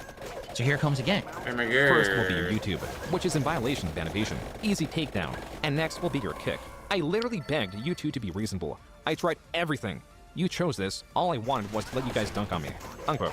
PPP responded by stating that Jeremy is shameless, has no power anywhere, and is a cuckold. Jeremy then reached out to Null again as a medium to relay a message. He is demanding that the Kino Casino take down their videos attacking his marriage or he will bury them, and that he can burn it all down with his 5 years guaranteed salary at Rumble. In this screenshot, Jeremy claims he has a non-racial slur YouTube representative, and all it would take is one phone call. The medium of communication would become exceedingly important in the coming days. As for Jeremy's threats, PPP posted this message and refused Jeremy's offer, calling it a Mafia-Don extortion tactic. That was the final straw. In the early morning of April 6th, Jeremy promised scorched earth. More mockery came as a response to Jeremy's newest threat. Kiwi Farms celebrated both Jeremy's rage and how well-fed PPP from the Kino Casino would be in monetizing Jeremy. As many hours had gone by and Jeremy had failed to make good on his threats, his Twitter replies had become so filled with comments mocking him that even the ones he purposely hid were so numerous they possibly outnumbered the unhidden replies. Even Null commented on Jeremy's inaction. Hilarious. Finally, Jeremy began streaming, and many viewers anticipating the stream both joined and were banned likely for their comments. Null also commented on the stream as Jeremy was not even talking about the Kino Casino, rather returning to his standard programming. The scope of mockery was increasing. More creative. The answer to all of this is so simple. I don't know how people couldn't figure this out. Why did nothing take place on April 6th? Because it was my birthday. That was my birthday marathon. Everyone was too busy watching me. No one could be bothered with this nonsense. Make it about Everyone you. had to watch DSP have fun and get drunk and be silly and play games and just dick around on his birthday. And then they went back down there. I mean, come on. It's my birthday. You can't be messing with my birthday like that. Out of respect for me, everyone, all right, we'll give him an extra day. then we'll go to war tomorrow. That's exactly what happened. We all know that. That's Come on. exactly what happened, Jumping in to guys. denounce Jeremy, Totally offering believe support of the Kino Casino. We're still here, Jeremy Hambley of Wisconsin. It turned out that this was not the first time a threat of the sort came from Jeremy. In 2018, creator Mr. Metator was fighting with Sargon of Akkad, and had the possibility of getting his channel struck or perhaps even banned just by the act of a viewer donating a racist message. The Quartering threatened to do such a thing, going as far as to demand to confront him, but only on Metator's live stream, as to send a racist message to possibly get his channel banned. While Metator failed to agree to Jeremy's terms, Jeremy himself began streaming and accepted a call from Keemstar. It was then that Keemstar added Metator to the call, assuring the confrontation would happen, just not on Metator's channel as Jeremy demanded.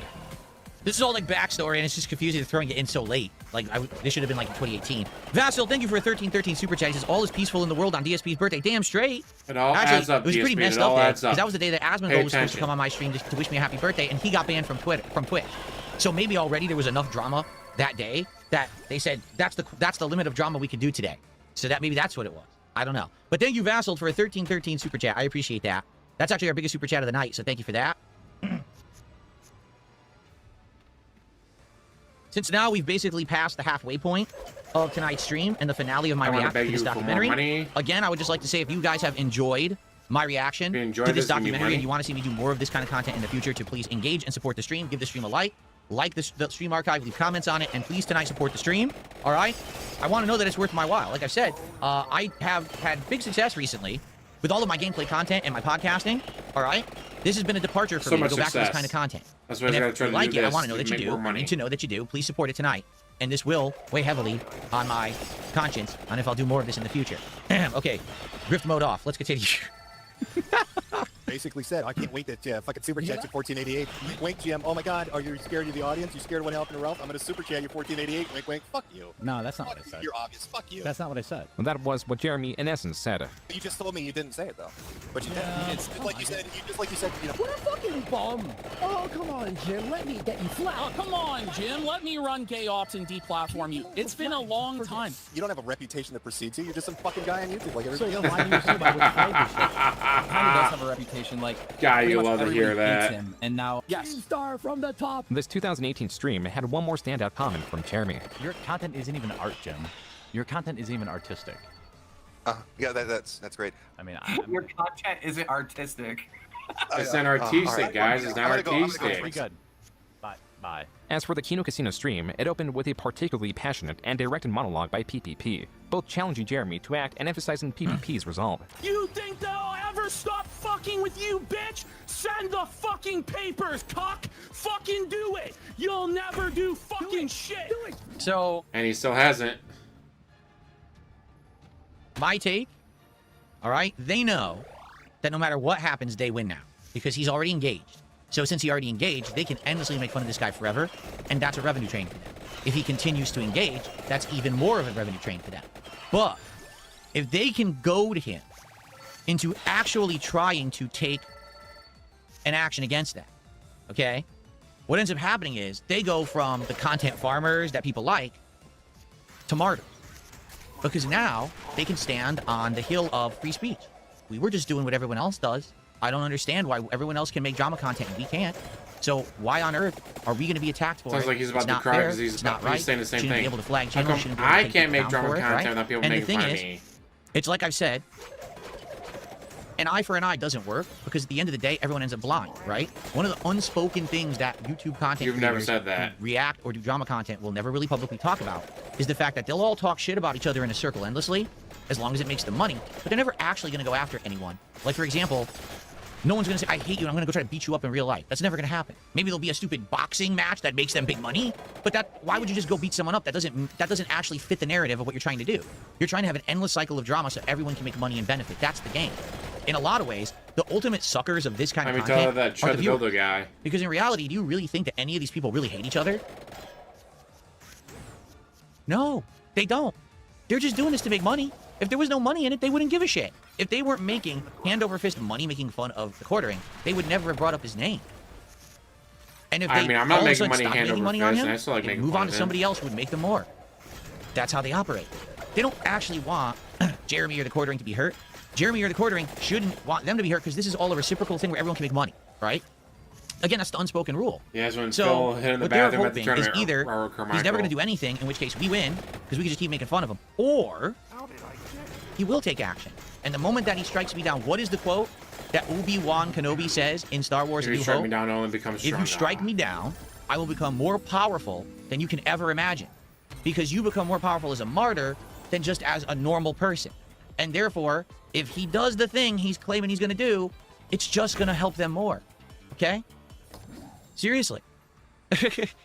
Bandit Smith did a $2 super chat, says it's YouTube WWE hype. In a lot of ways, you're absolutely positively correct. The difference here is WWE is fake, and this stuff, this internet bloodsport stuff, okay, is real. Meaning, they're actually talking about real people, not created characters. They're actually talking about real occurrences and personal stuff, not made up plot lines that Vince McMahon and Triple H came up with in a stupid boardroom. This is real shit. Once these people get embroiled into this level of content, if they willingly engage in it, they're never going to get out. They'll always be embroiled in it forever. There's no really avoiding it anymore. And therefore, you go down the dark black hole of you're sucked in it forever. Now you're stuck. This is the only way you can ever get over. Like, let's be honest here. These guys are master content farmers. We just They're unlocked master trolls. Capella, Do you right? ever think they could be good at anything else in their lives? Not to say that they need to be, but do you think that either of these guys are going to get a 9-to-5 job and be successful somewhere? No, because they're now so embroiled down this internet drama thing. Anytime someone's background check on this guy, let me find him. What the hell is all this I'm seeing on the internet? I don't want this guy working for me. So this is it. This is their life. This is their future. They're stuck in it forever. So, not that that's a bad thing. PWR is ruining Archeon time. I'm just making a point here. So, 1,000,000%, okay? This is exactly what they wanted. I'm not saying that they actually wanted their channel to be taken down and never restored. I'm just saying they wanted the internet blood sport. They wanted the fight. They know that if Jeremy takes action against them in any capacity, besides just tweeting into the void like he does, that basically they're going to benefit. This is what they wanted all along. It was a level, not a person. That was their master plan all along. Let's get this guy to bite. Dumbass. Hook, line, and sinker. I should totally have known that. Down this platform right now. You said that you had the connections. You said to Josh Moon and DMs that you were talking to Eddie from Kick and we would never stream again. Well, I'm still fucking here, bitch. What do you fucking think about that? I love that You're gonna have to drag me out Kick CEO's like, dude, what the fuck are you doing? With their crane, because I'm fat as fuck and I've had it with you. As to continue to undermine Jeremy and highlight his failure, the casino compared themselves to Jeremy's recent I wonder DSP humiliating wonders, Kick debut. Like, I don't get it. Why do people like PvP? He's fat just like me. Because PvP admits he's fat. Total of 6 viewers. He doesn't deny it. Right now we have 10,681. In the early morning. This I don't understand. Why did he try to stream on Kick? That doesn't even make sense. He has a good viewership on YouTube. He's trying to work on this Rumble contract. I don't know why he tried to stream on Kick. April 9th, and regardless of his inaction, Jeremy tweeted again, stating how easy it would be to get their channel banned, citing PPP, not Andy Worski, as the banned evader. Jeremy, in another deleted tweet, even alluded to getting their Kick channel banned. Just when it appeared that Jeremy was going to take the Kino Casino down, he posted this multi-paragraph tweet, now saying that he should have never implied anything about taking their channel down, and that it was him getting emotional. Even though he is displeased with the rumors they've spread, he also understands the error in oversharing like information and how it has become weaponized against him. Dude, what the His new fuck? strategy is to write it out. This was not so easily accepted, as creators and viewers alike had hardly forgotten about the gravity of Jeremy's previous threats. Jeremy on his gaming stream was getting harassed like never before. This was meant to be the pinnacle of the scandal, the pinnacle of outrage directed at Jeremy. In reality, it was just the beginning. On April 10th, the Kino Casino's biggest channel, their Clip channel, was banned for violating YouTube's terms of service. No, that's false. I May 4th. I actually have to call out June here. He misworded this. He said their biggest channel, the Clips channel, was taken down. No, their biggest channel is their Kick channel. Now, it's not a YouTube channel, but their biggest... Yes, it's not a YouTube channel. That is the source of all of their attention on the internet. He's clearly talking about YouTube, you fucking moron. So their biggest source of income, their way that they stream every day, where they're getting to tens of thousands of viewers, that's Kick. YouTube channel, that's a you misstatement. fucking idiot. This is a side channel where they're making some side revenue on Clips, and the editor makes a ton of money. They on it, are not but that's making his money major on life that. income. They should have said that From they what were I'm making money understanding, on they it. are making some money on the Clips Because they're channel. At too least they were at one lazy. point. I don't They know have if they no currently were time when this happened, but to that's do how it all worked. that, They were so they making just let that guy some do it side all for content them. there. The editor kept most of it, but that's not their biggest channel. Their biggest channel by 1,000,000% is their Kick channel, okay? Yes! PPP But their biggest channel on well, sure to his word, YouTube. formally flagged down our entire Clip channel for quote-unquote ban fucking evasion. moron. He really is the most pathetic worm you could possibly imagine. Free speech warrior my ass, our channel is under attack. Now here's where the big mystery begins. How could they be flagged for ban evasion if they're not banned anywhere? If none of PPP's channels are banned, if none of Andy's channels are banned, Andy how got could his their channel Clip banned, then a get minute banned later for the ban other evasion? channel was banned. The Clips channel is owned It by was their targeted editor. that way, If it's owned by their dumbass. editor, as they claimed all along, how could it be, banned for ban evasion? I already talked about this when I talked about this almost a month ago, but I'll reiterate for the sake of this React. The way that YouTube works is you can only be You have no banned for idea. ban evasion if you have another existing channel that's violated community rules a certain amount of times and it's banned. Then you're also banned from making other content on YouTube for yourself. But there's something that I like to call the Keemstar rule. Because years ago, this exact same thing happened to Keemstar. He was banned from one channel, tried to make content for another, and that one got banned because it was his channel.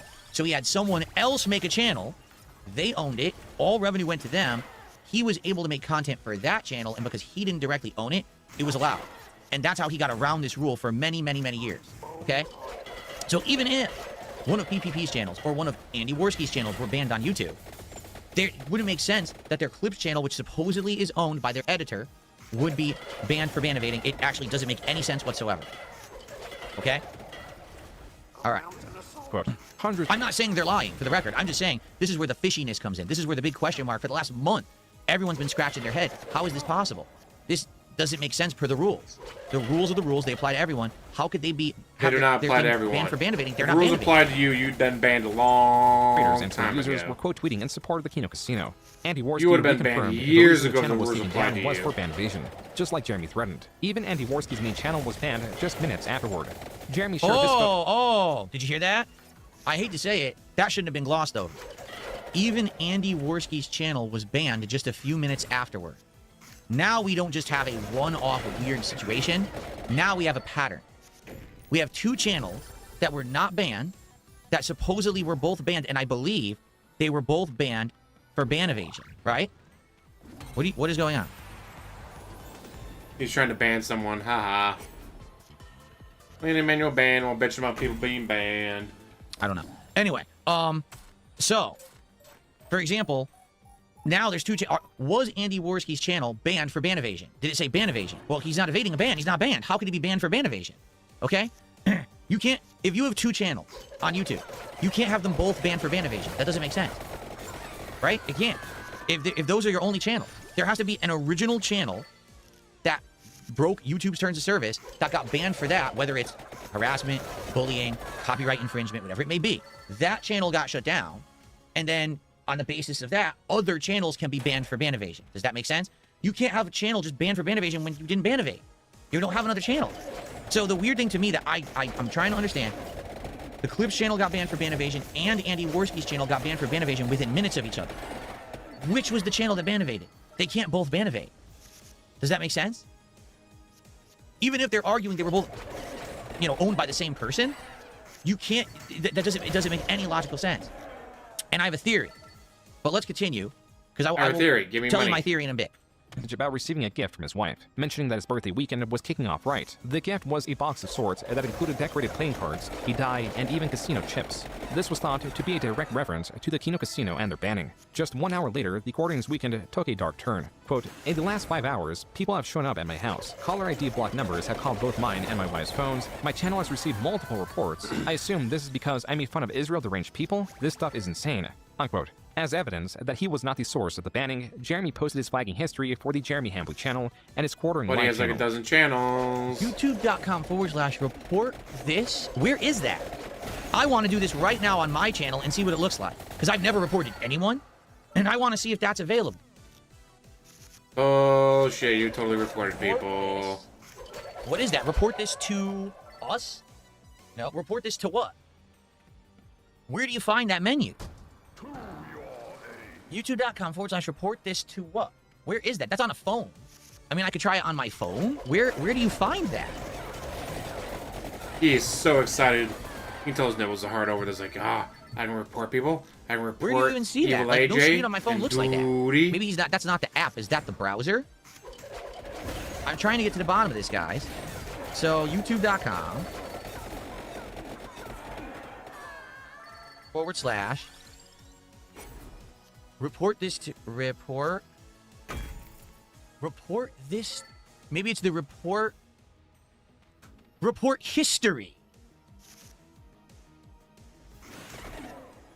Okay.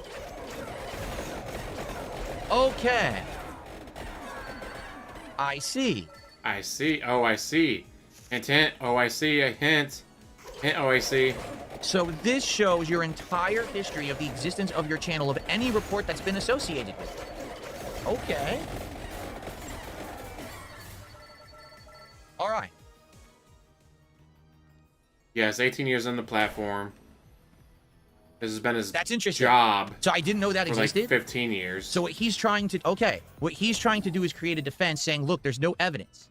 Okay? Well, number one, I have a few things I could say about this. And again, I don't know if this is true or not. Okay, hold on.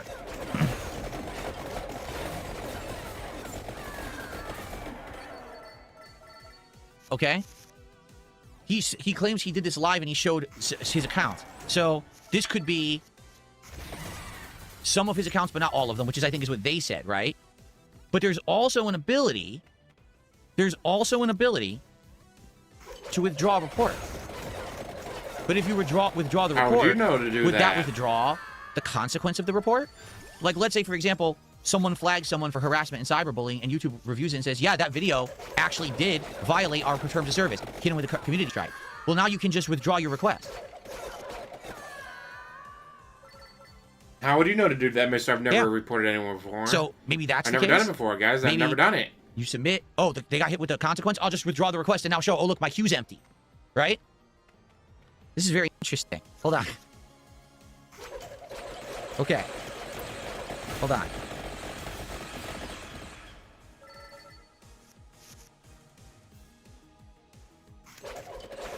Let's look.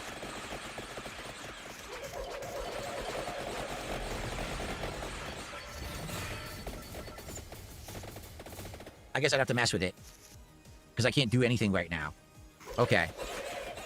I'm just curious. He's just curious, guys. He's just curious. About reporting people and then covering it up so he doesn't get in trouble for it. I'll have to look into it later. Sadly, I can't do it live. I'd have to mess with the tools and see how they work. Because I've literally never used it before. I would have to mess with it to see. And do some testing myself. I'm sorry, I didn't watch this documentary ahead of time. So I didn't come with you guys, or come to you guys with this stuff. I wish I had known that this was in it, but I don't spoil myself when I do live reacting. You know what I'm saying? So I'd have to experiment with it later. Shit. I can't do it right now. You know, it's not going to work. So, okay. Well, I don't know. Can you withdraw a report? I don't know. I'd have to test it. Because I know for a fact, I tell you this, you can withdraw a copyright strike. I've done that before. In the past, there were a strike that I issued against someone. In retrospect, I look back at it, I said, okay, that really was fair use, and I made an error, and I was able to remove the request, and I believe it removed the copyright strike from the person. So I know it works with copyright. Stream. I don't know if it works with the reporting system. For how long now? I'm not well versed in that. About how okay, he knows how to but do this and that. I guess what people are saying is here that he basically was showing some of his channels, right, but not all of them. I think that's what people are getting at here. That he didn't reveal all of his channels, and he has so many channels because this is true. He's got so many channels. We just saw he's got the unsleeved media channel. He's got the quartering channel. He's got the streaming channel. He's probably got all those other ancient channels that he doesn't use, but they're still there. He still has access to them. Did he use those to report? Okay. I just received an anonymous $5 tip from somebody. We've been asking for this kind of content. Thank you. Thank you. I appreciate it. Thanks for the $5. What did I just click? Oh, tell me I didn't just screw up my screen. Okay, I did. Okay. You. Okay. Thank you for the support. Okay, let's continue, because again, I want to finish this tonight. Through this. Histories were empty. Without Even getting going as far as killed. say that the Kino Casino were wrongfully banned and that they should 100% be restored. Worski, however, was attempting to contact the owner, Rumble, claiming that Jeremy got the Kino Casino banned.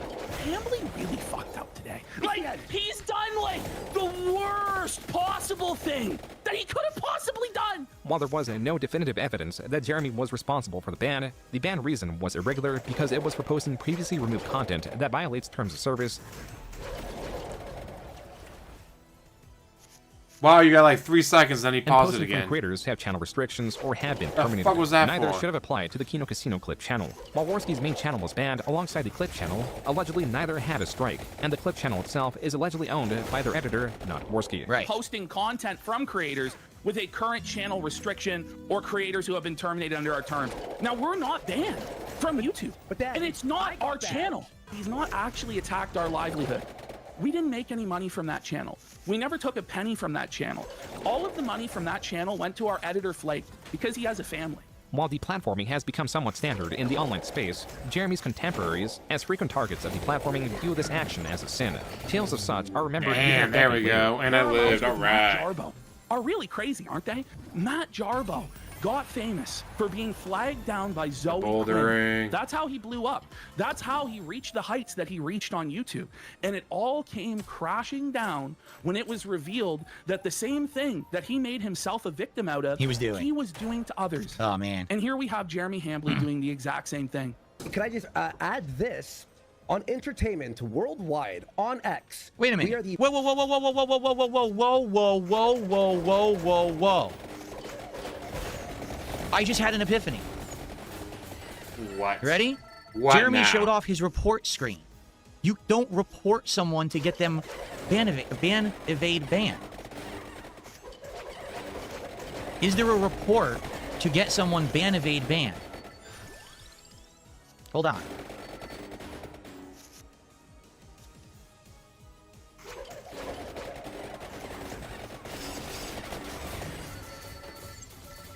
Oh, hell yeah. Give me 1 second.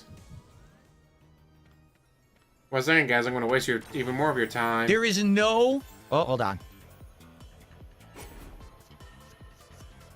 Time for him to waste even more of your time.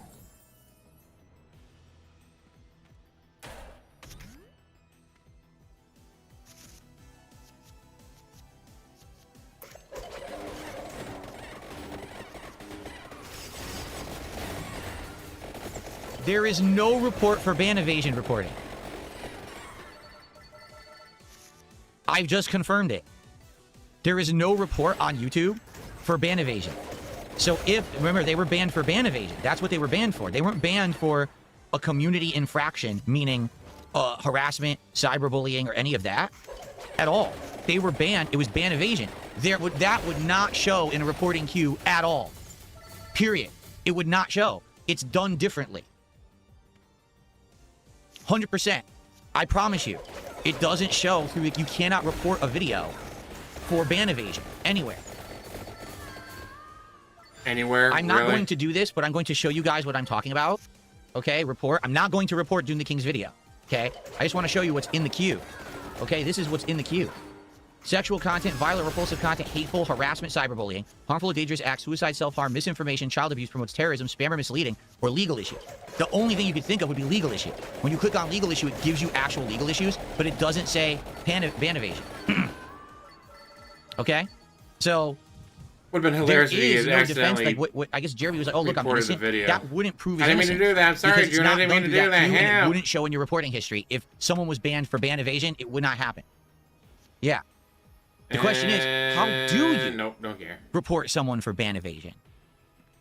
I don't know.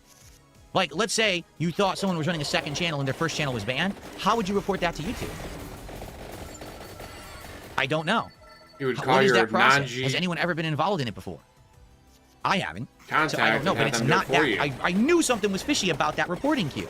I was like, that's for when you direct, when I showed you what it is, that drop down right here, all your reports will show from right there. That's it. And there's no ban evasion there. So there you go. But I don't know how you actually respond to or report someone for ban evasion. The most posted about thing on Twitter right now.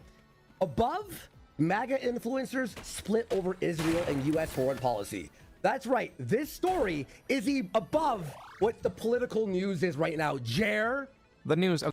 I hate to say it, but that's not true. But what Andy doesn't realize is that X uses an algorithm very similar to YouTube. And what that means is, the content that you engage with is fed to you. Okay? So, for example, yes, if you watch content regarding this story, you will then be fed more content regarding this story, and it will show as trending above everything else.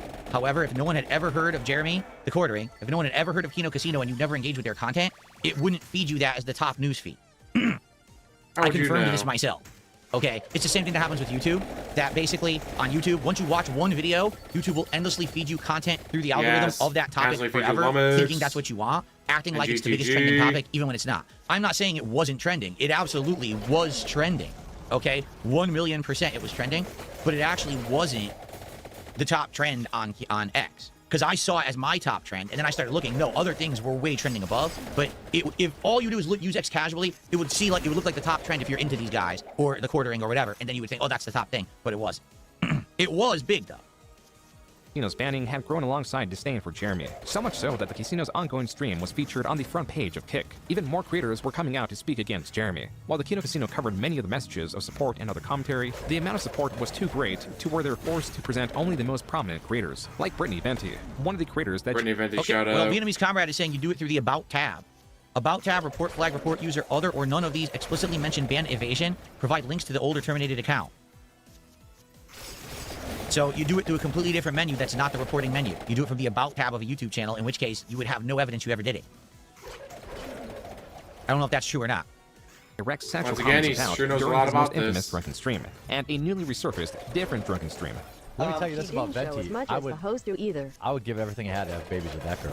Venti, after the clips resurfaced, Here we go of Jeremy again. being a creep, a pervert, talking about how he would give up everything that he has in this world, including his wife, his mansion, his YouTube channels, just for a chance to impregnate Brittany Venti, okay? And also clips of him directly being drunk and creepy with her on live stream. She said that she was going to go scorched earth, that she was going to do a stream on Jeremy Hambley exposing him.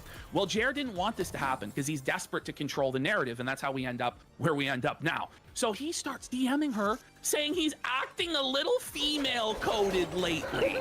No doubt, buddy. No doubt, buddy. To add to Jeremy's comments, it was now being alleged that he attempted to cheat with a porn star. Why the fuck did she hide this? Well, Or he just wants to be like Donald Trump, guys. That Bank Jeremy porn tried to stars. cheat on his wife with Scarlett Hampton. By the way, Scarlett is based in the Milwaukee area, not very far from Jer's home, in his home state. Well, I mean, do I really have to comment Guys, on this this? is personal. I don't care about personal. Do I have to? Jeremy in his stream played the video game Crimson Desert while noticeably becoming more intoxicated Shout out and Crimson more belligerent Desert. at everything that was coming out. The Kino Casino made sure to cover it. Hey, man, May I be of assistance? yeah, can I put a baby in your belly? Whoa, buddy! This is nothing yet, by the way, Creeper folks. alert! Watch Is she holding out for a hero? Gonna force a cream pie in her. First, Here we Oh, go. there it is! What He's the on fuck? the cream pie meme, folks! The Jew bold cock husband. Left her here for me. Oh, No panic diarrheas. Sorry, you'll have to spend your Thursday night. Someone. Walmart janitor asked if he's having panic diarrhea. Oh no. Jeremy was being brigaded by detractors so fiercely that even several newly promoted chat moderators could not keep up with the constant stream of detractors. This No, I know. See, Narwhal Gaming says he's just bringing up the detractor meme. I know he is. Why? You know what I'm saying? Like, Don't bring up detractors. Don't bring up your your trolls, guys. Trolls are bad. On a stream. Why would you bring up trolls? It's bad. on YouTube as Jeremy was multi-streaming on Kick as well, where his chat ran rampant Yeah, you until he was mentioned notified Evil of it AJ and set and up his Duty subscriber multiple chat only. times. After he did so, not a single chat message could be seen, implying his Kick chat was entirely made up of detractors. Opposition against Jeremy was innumerable, and support for Jeremy came down to a handful of creators like shit, Melanie that's a Mack, lot. who released a video this day. She refutes the accusation that Jeremy has ever made her uncomfortable, and the accusations that she is constrained to the podcast due to her finances. She also believes that the hate towards Jeremy is manufactured as a topic of the week, and also believes this is Satan's doing, as Jeremy has recently come to Christ. It is Satan's doing. That's because that at the root of it. It's Satan's doing. Melanie's video was not well received to the point that she turned the comments off. I mean, again, we've already talked about this situation. It's so bizarre. What Satan. apparently they went through and what they did on camera Hail at Satan. this convention. And here they are, all these months later, and they're still defending this guy. You know, I'm so confused. I just don't get Satan. it. You know, I just Down on don't. the farm. He took a similar strategy on his Twitter, only allowing what appears to be accounts he follows the ability to reply to his posts. His YouTube channel remained uncensored, now brimming with references to the Kino Casino and Bulls. And then the following day, on April 12th, there were two major developments. First, Love a different it. channel known as Alyssa Clips that hosted a video of Noel discussing the Courting's recent scandal was hit with a community guideline strike under Yeah. harassment and cyberbullying. I heard so then, after the casino got hit, then all of a sudden now, within a day or two, all their channels are now getting hit with, like, strikes. But they're not ban evading strikes. They're harassment and cyberbullying strikes, okay? As for the second development, a discovery was made. Just 2 days prior, during Jeremy's stream, he pasted a link to Gmail as a way to access it. Briefly, below the address bar were various different links to emails that Jeremy had received. 2 of these email headers read, YouTube support and thanks for your report to YouTube. as this was under the NTQ headquarters Gmail, an email tied to various accounts, including his Unsleep Media account, formerly known as MTG headquarters. This was taken as strong evidence that Jeremy was the source of the reports. Now, Because here's the thing. he was. The reports, that would be evidence, perhaps, that he reported these other channels for harassment and cyberbullying. I don't think that's evidence of the reporting for ban evasion, but that would possibly be evidence of the other report. Help that he had failed to show the report history for Unsleep Media. Jeremy, not even an hour later, refuted this, claiming that at least one of the emails were related to his Unsleep Media account being demonetized. Jeremy's statement was not so easily believed, as the email lacked the header, meaning it cannot be cross-referenced to the links seen in the clip. It also mentions nothing about a report being received, as the subject of the email was an appeal. Two far different, distinct types of emails from YouTube support. When asked why he hasn't shown the report history for Unsleep Media, Jeremy responded only by calling the person asking the question desperate. And when asked about why the subject of the email was not tied to the previously seen address bar suggestions, It's amazing that DSP Jeremy can watch all outright this and ignored not be the like, huh, As that's another just piece like of me. evidence against Jeremy, That's just like this me. creator claims to have Oh, reported their own that's channel just with a like separate me. channel they own. What they found is the subject of the email they received is word for word what appeared in Jeremy's address bar suggestion. Additionally, a stream from a smaller creator covering the situation was taken down.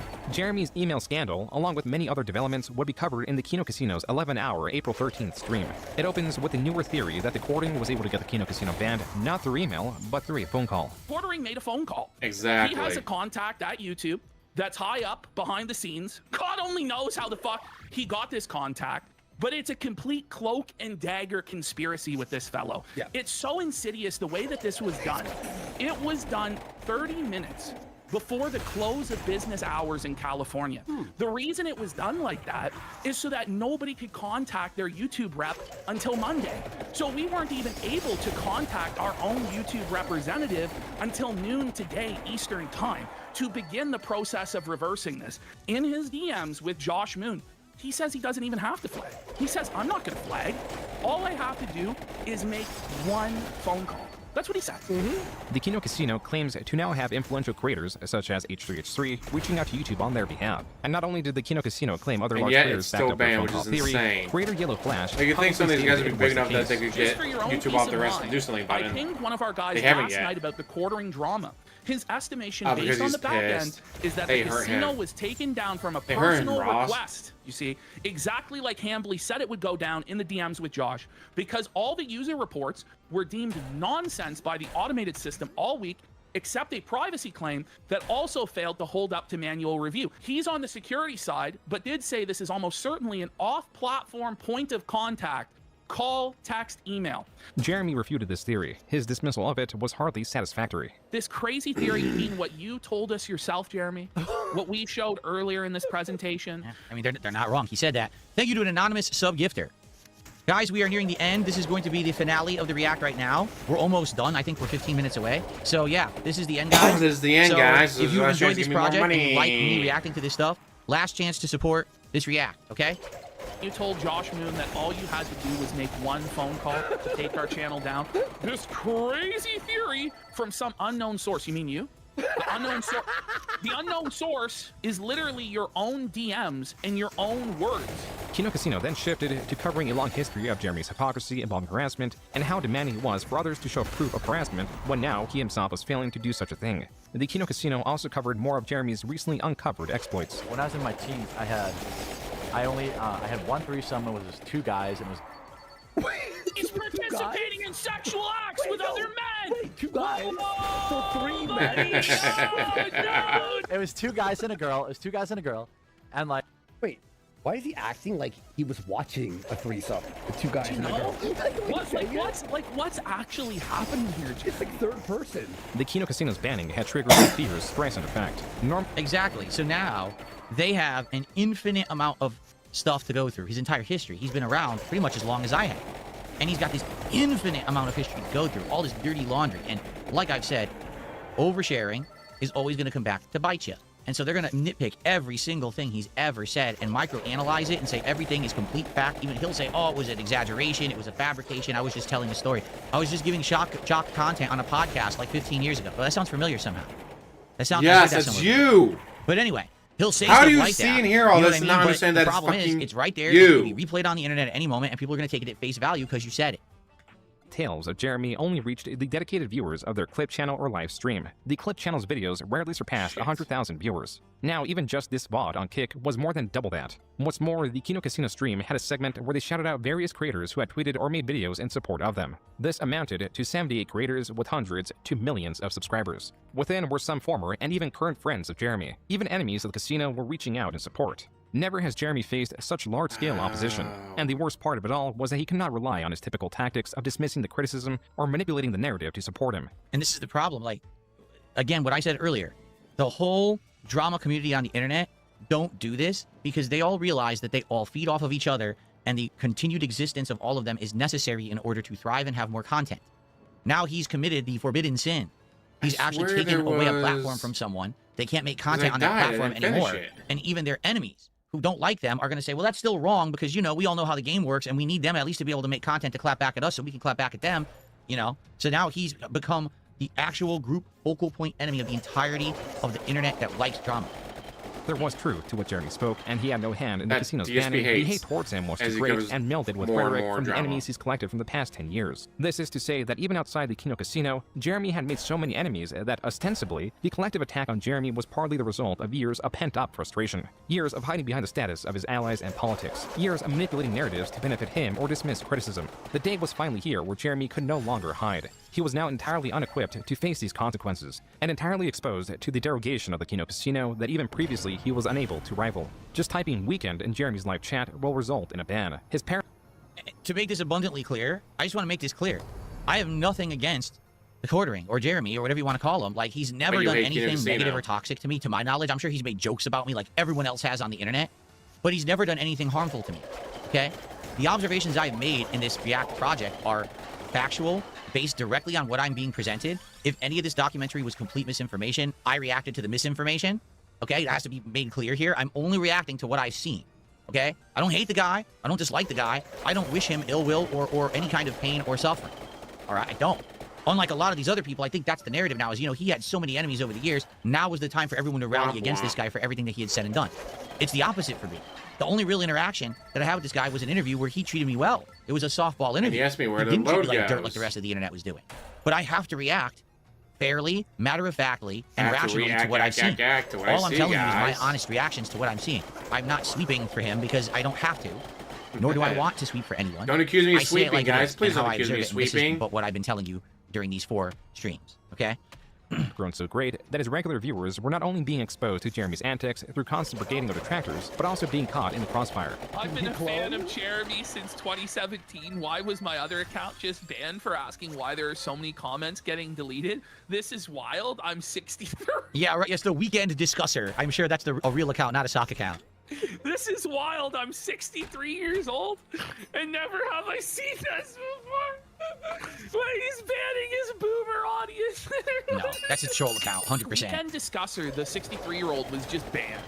Just straight up. Here you go. DSP got a shout out. This channel is modded heavier than a DSP stream. Yeah, because actually I don't really moderate that heavily anymore. Only if people are really ruining the stream for everyone's experience.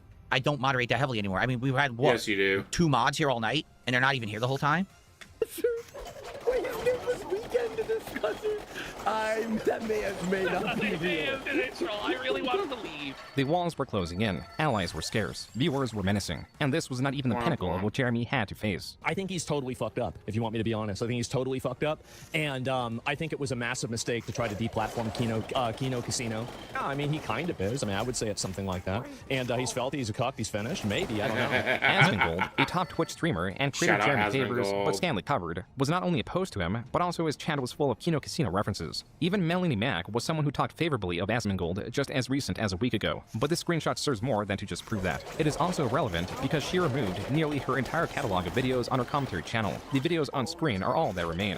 But as things were heating up, PPP on Twitter, and on the most recent Kino Casino stream, announced that he had a non-refundable family vacation booked. The show would have to return 8 days later on the 22nd. Other creators and the Kino Casino's viewers would have to do for the meantime. On Jeremy's Kick, a lone viewer subscribed to spam the chat full of Kino Casino emotes. The most frequently used is an image exemplifying Jeremy's balding. And on Kiwi Farms, it was discovered that Jeremy has a Kino Casino follower on his Kick account. And on the 15th, yet another video was taken down covering Jeremy. Even still, this hardly did anything to slow down the many new videos being made on him. videos that were outperforming Jeremy's own videos in the YouTube search.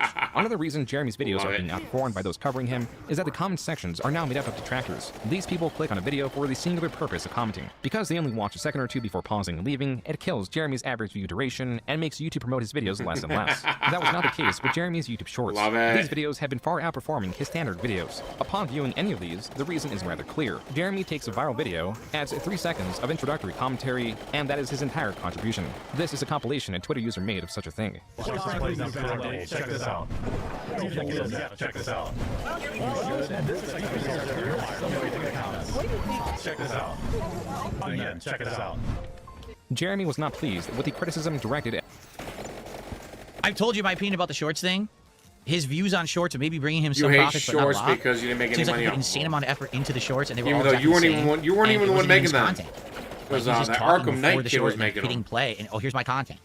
I mean, the YouTube cycle of reacting to someone's content, replaying, resharing someone's content, clipping someone's content has just gotten so bad at this point. I don't think anyone even understands what the term fair use means anymore. Just saying, oh, here's something I found that's interesting. Check this out and leave a comment. That's not fair use. You stole it. You have to actually edit it to the point where you're not representing the content as a replacement for it. Representing. And also, you're adding something significant to it.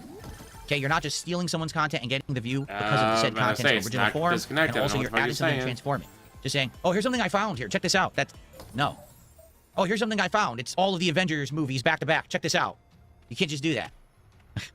Keep shorts. All right, I'm sure someone's tried that. The show for today, I've got to do a bunch of low effort short slop that everyone's really mad about. I've got to do that, even though everyone does it. And see, not even his mods or his fans have stayed for the whole time. He's right. They can't handle everyone toxicity. does it. The problem is now everyone hates you. So now you can't do it. I know what that's like because there's a million things I can't do either that I'd like to do that I should be able to do and I'm not allowed to because everyone hates me and they come not after allowed me for to, it if I guys. do it. But it's not fair. I thought the trolls don't control you. The ire of the internet is on you. Jeremy's main channel content. I thought the trolls don't control you, dude. His shorts were being criticized for lacking critical We told us many commentary times that needed to the trolls satisfy don't fair control use. your life. Yet he still had Rumble. He is both looking forward to a massive year on the platform, who claims to always have his back. On one of the tweets, creator Nicholas Brio commented, quote, "Didn't you just stream to 82 people there the other day?" Unquote. Jeremy did not respond. Separately, Jeremy advertised how easy it is to get a Rumble deal. Yet, Jeremy's chopped attitude quickly failed to reveal his penetrating rage. It was here that he sarcastically and furiously claimed that everything that has been flagged ever was him. He also doubled down on not taking a break on account of the harassment of his staff. This led into yet another, presumably drunken tirade. Another sign this is how you don't play his fair use. As he had claimed no, because it makes fun of me. Just a few days prior. It shouldn't be allowed. This was the reason Jeremy That's was amazing how heavily. the rules apply to you, Chris but not to Pavlovsky him. stated that no creator has a 5-year deal with Rumble or even close to it. Jeremy's 5-year $1 million contract with Rumble was a sham. As if this day could not get any worse for Jeremy, the H3 podcast dedicated yet another episode to him, covering his old and recent scandals, even recontextualizing the basement peeing event. He's angry that his wife went for pizza without him. And I'll give credit to Diorio for this, and it makes a lot of sense. He was like, I wonder if that's code for fooling around with other people. H3H3 even commended PPP for his dedication, deeming him to be one of, if not the most dedicated, passionate, and entertaining troll. Jeremy had set everyone against him, but he appeared unrelenting when on the 18th, yet another video was taken down. This time it was a video by Luther Morgan, the author that wrote a book on Morgan that Jeremy unwittingly promoted. Luther, in his removed video, reinforces the notion that Jeremy does not roast his coffee. In a separate event, and even though Jeremy had made it a point that his wife is not at all in the public space, he posted this image of his wife. This image is sourced from Jeremy's lengthy YouTube community post. In said post, he denies the cuck allegations, states they've been doxxed, and have people showing up to his house, etc. While Jeremy's claims could be true, he has failed to show evidence of these happenings. Furthermore, he's using the exact same strategy to deflect criticism from him that he used in 2020 when H3H3 made their content court on him. Though the Kino Casino and the return of the mac and cheese allegations are far more offensive, Jeremy has invited speculation on his marriage, not just from various clips of him talking about his wife, such as in the basement peeing clip. He has also made countless sexual comments towards various women, live with little remorse. It is an undeniable fact that Jeremy is a persistent sexual harasser who frequently expresses interest in other women. And it is also possible that Jeremy, in continuing to post images of his wife, is inviting even more harassment. The internet sees him. Yeah, he's the kind of guy that basically he thinks, I'm not going to censor myself, change myself, or do anything in response to this. I'm going to do whatever I want in spite of it. And him posting that picture, in my opinion, is his way of saying, I don't even care about all this stuff going on. I can still do whatever I want, and there's nothing any of you can do about it. I will keep posting pictures or whatever. That's my take anyway. I could be wrong, but I think that's what that is. Like, he's like, look, all that stuff, I don't care. I'm going to do it anyway, right? Pikachu level 33, thanks for $5. I'll say that shout out to April their friend 1st Chris. stream, Happy birthday to anyone? Chris, and thank you, Pikachu. I don't do drama, for I don't insult $5 people. super chat. April 1st We are at the tail stream. end. We are about to finish, everybody. And the more he discusses the harassment those close to him are receiving without evidence, the more it appears he is using them as a shield, which makes those against him even more aggressive. Even the comments on this post are asking for receipts or any evidence, such as a Ring doorbell recording. This tweet also expresses some of these grievances. Quote, stop Yes, looking you at have a it, Ring sharing doorbell. and commenting about the Show photo of my us. wife that I, the quartering, posted publicly on an account with 2 million subscribers. She's a private person who is terrified of harassment of what I post online. I just want you to leave my wife alone. Yeah, it's Unquote. up to 7 With each now. post, tweet, and live stream, Jeremy, even with the absence of the casino, was unable to escape the near-endless mockery, and the casino was set to return in just 4 days. As the days passed, Jeremy's anxiety grew. On the 21st, the day before the casino was meant to return, Jeremy on Twitter announced that for the first time in 3 years, his live stream with Melanie Mack and Hannah Claire would be going on break and would be returning May 4th. I just want to say shout out to He Gangbang really- Style, who just really gifted thought it 10 was gonna subs blow on over by Kick, so May you're going to see a 4th. bunch of pop-ups. Thank The you so fact much, he thought Gangbang it was Style, about to for be 10 blown over by gifted May 4th subs. is That insane. support Like, is dude. noted and greatly appreciated. In fact, that's the biggest Actually, piece of support tonight. The belief that it was going to blow over by May 4th is most likely because, well, that's the news cycle. This pops up in the news. People talk about it for a few days, and then it goes away. But this is not the news cycle. Sorry to let you know about this, Quartering, but this is not the news cycle. I get it. You're so used to, alright, I read this account of this happened in the news. Alright, well, 2 days later, I gotta read a new article, because that's old news now. It's blown over, it's old news. That's not how the internet works. First of all, A, the internet is forever. Second of all, guess what happens when you continue to pull this kind of bullshit? It keeps biting you in the ass. So you can sit there and be like, well, it's going to blow over, it's going to blow over. While continuing the same bullshit that got you in trouble in the first place. It ain't going to blow over then. Shit's not going to blow over if you keep doing this bullshit. And so, yes. He really thought it was going to be over by May 4th, because that's the news cycle. By May 4th, it would have been blown over. It was a news story. But this ain't the news. This is the internet.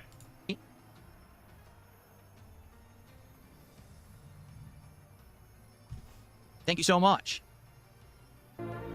You have supported a lot during this React project, so thank you so much, Gangbang Style. Appreciate that.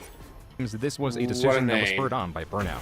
As a result, PPP extended his own vacation by 2 days, calling Jeremy's reasoning bullshit, cowardly, and lazy. PPP adding that the delay would be better for it. This was a prophetic tweet. As if this stream was not delayed, these tweets likely wouldn't have been included or perhaps even posted. Tweets of Jeremy, yet again, announcing mutually assured destruction, claiming the receipts are on his side, and calling creators Yellow Flash, starting Craig, Brenny Venti, and Geeks and Gamers losers. As Jeremy continued to tweet, he reminds You're all everyone losers, that he not cut his like teeth me. in the most ruthless time that ever existed on YouTube. Jeremy was using his ace in the hole. He was leaking his private messages with Stuttering Craig, threatening to leak their grander chat history.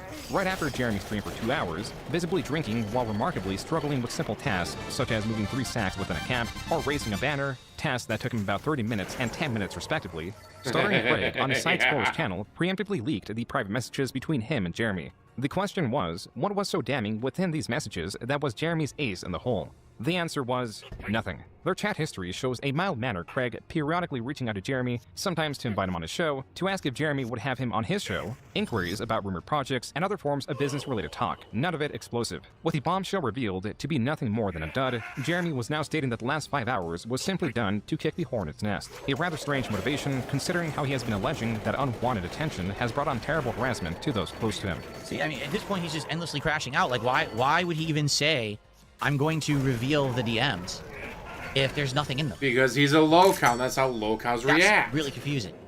I don't get that. I could see if there was something in them and be like, I'm going to reveal it. But then what was to stop Craig from just saying, well, here's the DMs? I don't know. Again, it just seems like he's endlessly lashing out at everyone who said something negative about him, even though he really doesn't have any ammo to go to war with you. Guitar Player, thank you for $5. Thank you for the super chat, Guitar Player.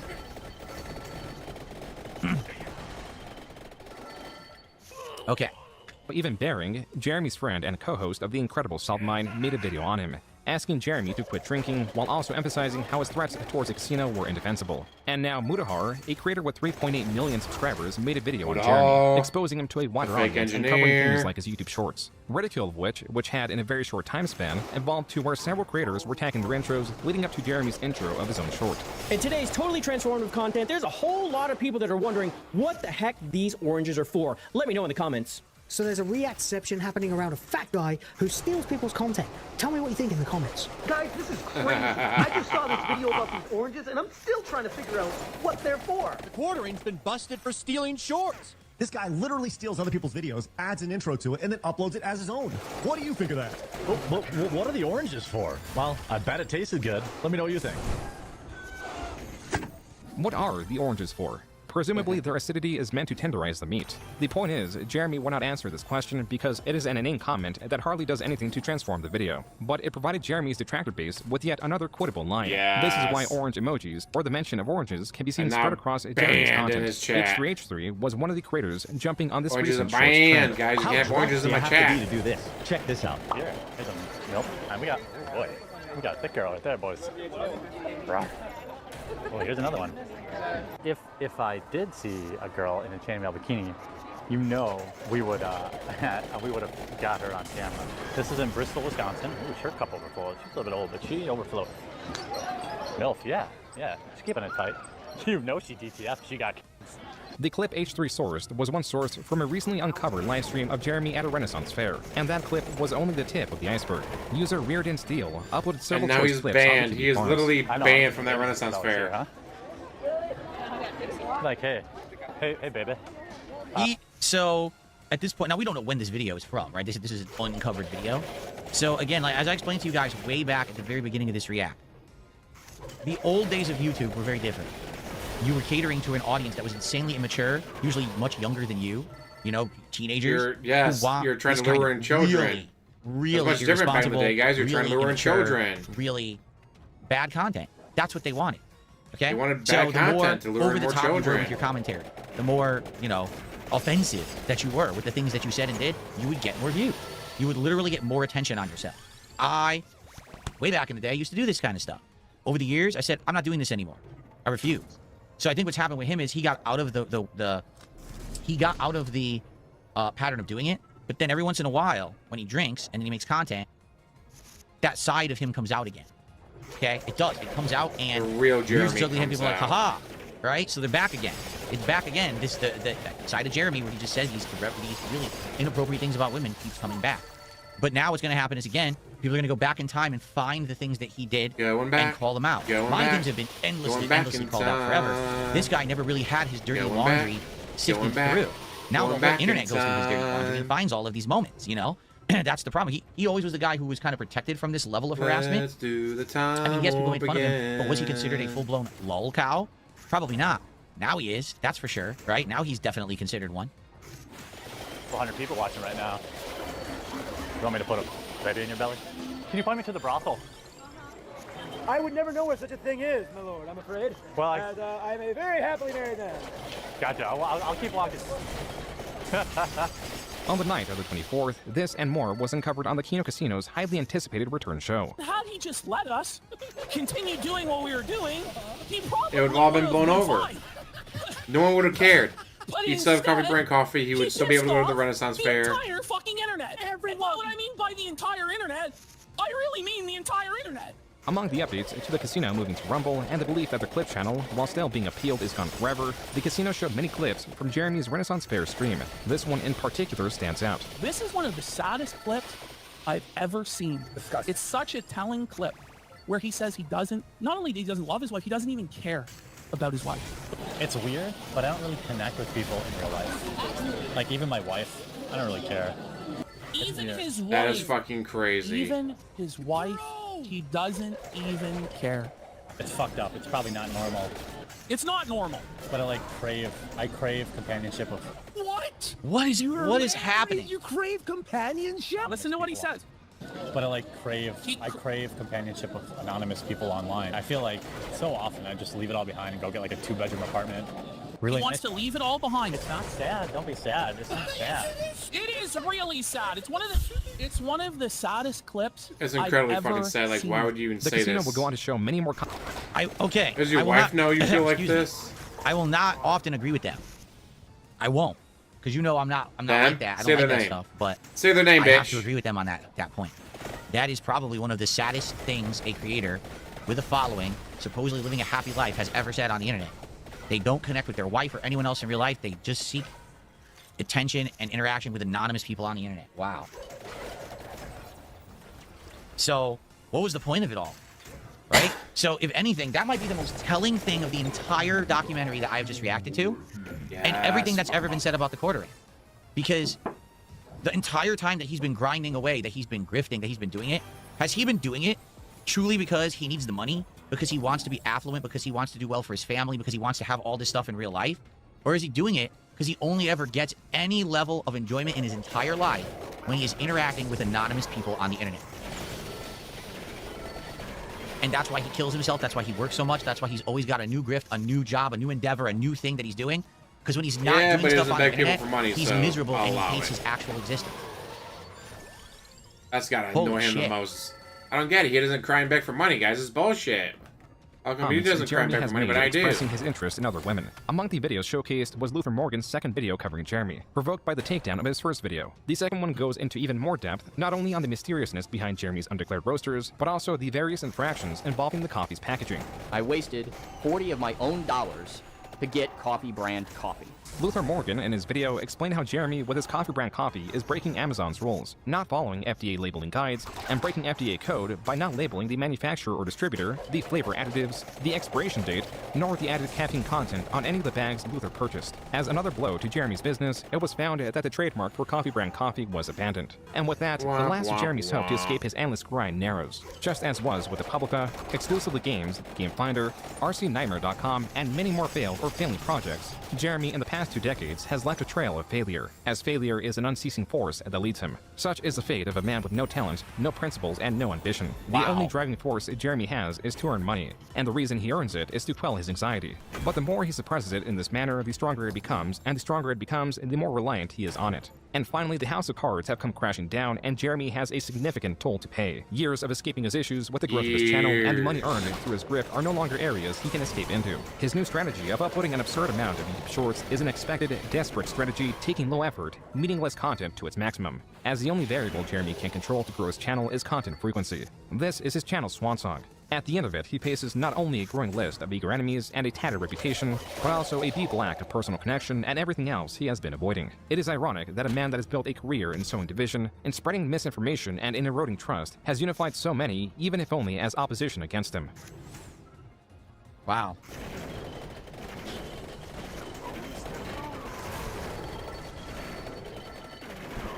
There we go. Fuck him up. Wow, guys, that was really interesting. But this is your last chance to give me lots of money.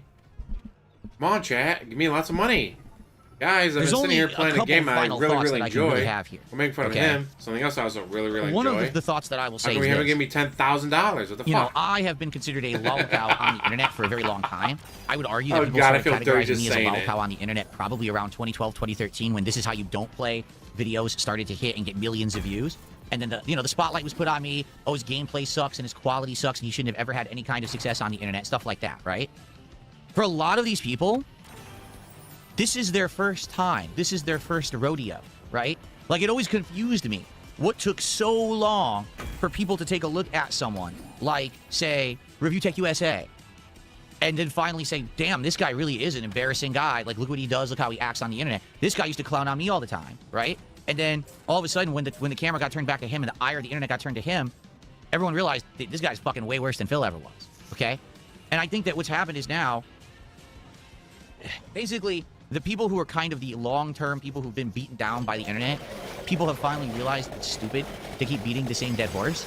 And it's, even though every once in a while, yeah, people do go back to it to harass the same people, now this ire of the internet is now turning towards different people. The quartering was someone who, because he had success with what he was doing, he was making money, he was found a way to grift so that he would always rally support. Whenever someone would say something negative about him, he would find a way to say, well, just give me money and we'll fight that, right?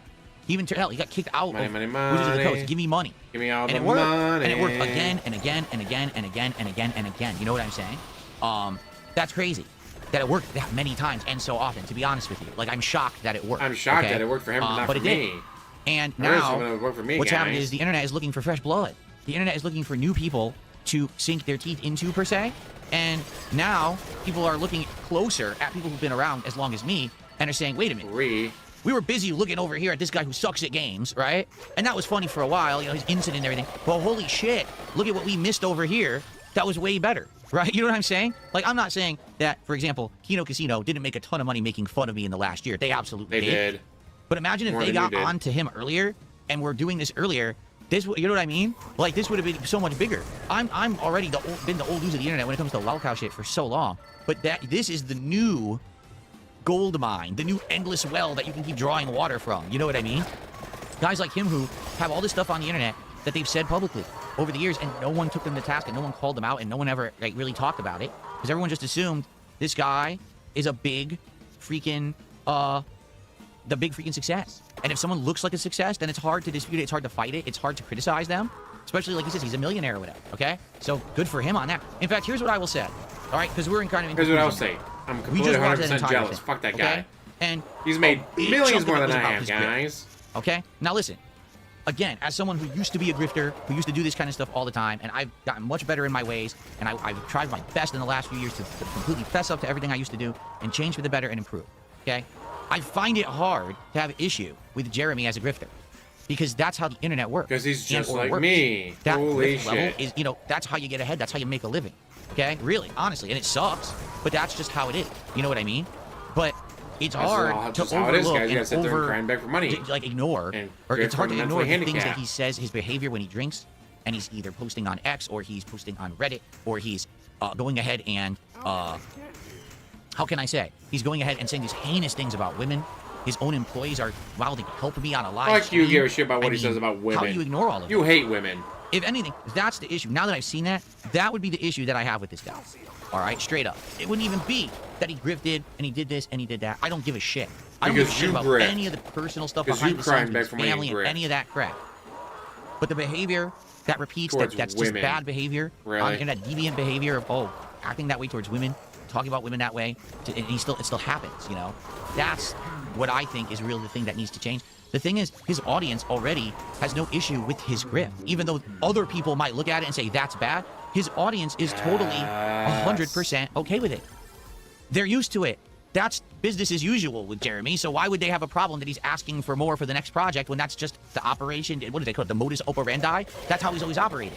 So to them, it's not like a big deal that he's asking for that money. You know what I'm saying? But it's the behavior to the women that really irks me. Damn, they lived through all that? You know, Holy again, shit. You can say a lot of things about me. You really can. About But me you can't being say I hate women. You know, over begging on streams, you know, spending money the wrong way, being irresponsible.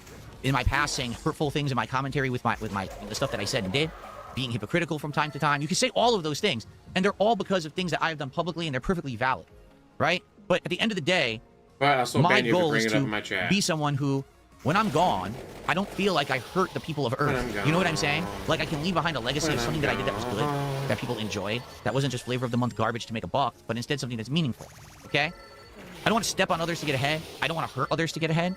And I certainly don't want to have a history of this kind of like abusive behavior. Kevin or Evil AJ people were like or scared. Dude even made you more money. You know what I'm saying? And watching that documentary, I feel like there's people who've been involved with this guy who are kind of scared of his behavior or scared of, you know, I don't know. Who knows? Again, this is all speculation. It's all just based on what was presented to me. It's not based on fact. Literally everything that happened in that documentary could have been a lie. I don't know.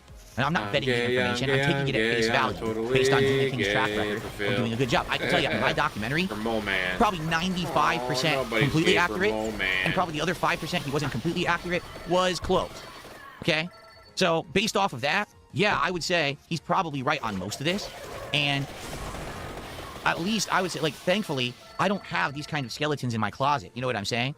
I don't. Because you told everyone about WWE champions treated people badly, treated women badly, you know. It's dumb shit. Yes, friendships and stuff in the past that I did poorly with, but nothing to that level where you can say, by the way, here's the insane amount of things that Phil said on stream that were so heinous and shit that he just kept doing and he never learned from. Thankfully, I grew up and I learned from it. That's why when you guys say, hey, will you go back to that kind of old commentary you used to do? I say, I'm not going backwards. I'm going forward. That's where my future lies. Not behind there with all the mistakes I made, but forward. Okay? A lot of time donations from a viewer fan amounted to nothing. He's got a lot of things he's got to basically deal with. He does it. I don't know if it's drinking, if it's exhaustion. He just says so on camera. He's got to stop doing that behavior on the internet. It's not gonna do any favors, and he's not gonna improve or get any better or see any kind of growth when he keeps behaving like that on the internet. Like, literally, this whole thing going on right now with Kino Casino is the direct result of him losing his cool. And instead of saying, don't engage, taking the bait and engaging, and then pushing it further and pushing it further and pushing it further and push. You can't. You got to disengage. You got to walk away. You got to do your own thing. Even if it means that you end up being the whipping boy of the internet for a year straight, you take your licks and it's going to calm down. But doing what he did literally made him public enemy #1. And now, who knows what's going to... I know. People have been telling me all week, aren't you aware that more stuff has been happening? No. I've been focused on this. I just want to get through this. I don't even want to know about anything else happening. Like, I'm exhausted. I've been reacting to this all week. I'm so exhausted by reacting to it. I don't even care what's going on right now. I don't even want to know. Like, tomorrow, if you were to tell me, did you hear what just happened? I don't want to know. Leave me alone. I've had enough. Like I said, the secondhand embarrassment is so strong going through this stuff that I just don't... I can't stand it. You know, and people say, will you do another react? I would like to, but not right away. I need a break. I need... You know what I mean? Like... I gotta go hit the bench for a while and cool down from this crap before we get to another one. People, guys. You know what I mean? It's just nuts. So I want to say thank you to everyone who was here over the course of this react. All right. Okay, there's one lingering question that remains. I have a couple shout outs to do. One lingering question. How did the Kino Casino channels get taken down? What are the oranges for? That Clip's channel and Andy's channel are not owned by the same person. And they weren't ban evading because neither of them were banned. So how could it be ban evasion? How did they both get flagged for ban evasion and both get taken down at exactly the same time? Okay. That remains the question. That actually remains the big mystery that I don't think we have any answers to. It's actually quite freaking confusing what's going on in that regard. Like, seriously, I don't get it. I don't understand how that happened because it seems to go completely against all of the rules of YouTube that I'm aware of. However, without going much further into detail about it, I would like to tell you guys something very quickly. It's already happened again. It's already happened, guys. Give me money. I know it for a fact. It's already happened again. There is something going on with YouTube that people are abusing. They're not... The Kino Casino is the highest profile people who have been hit with this, having multiple channels shut down for ban evasion. But they're not the only ones. But that's all I'm going to say because that's all I'm at liberty to say right now. Okay? But it's... You know nothing. You're just trying to act like you're in the know. You know what I'm saying? So... I don't know what's going to happen. All right. I have a couple shout outs to do. Okay, I have a couple quick shout-outs to do before we end here tonight, okay? Let's do these quick shout-outs, and then we will adjourn. Is my channel working? My channel is crapping out. Please tell me it's still working. I'm serious, I'm trying to reload it, and it's, like, freezing up. Oh, guys, panic mode, panic mode. You should probably give them all the money you can right now. Are we good? Is the channel working? I'm serious, I'm asking. Hello? My channel, my page right now is not loading. I'm serious. I cannot load the stream. Is it working for you guys?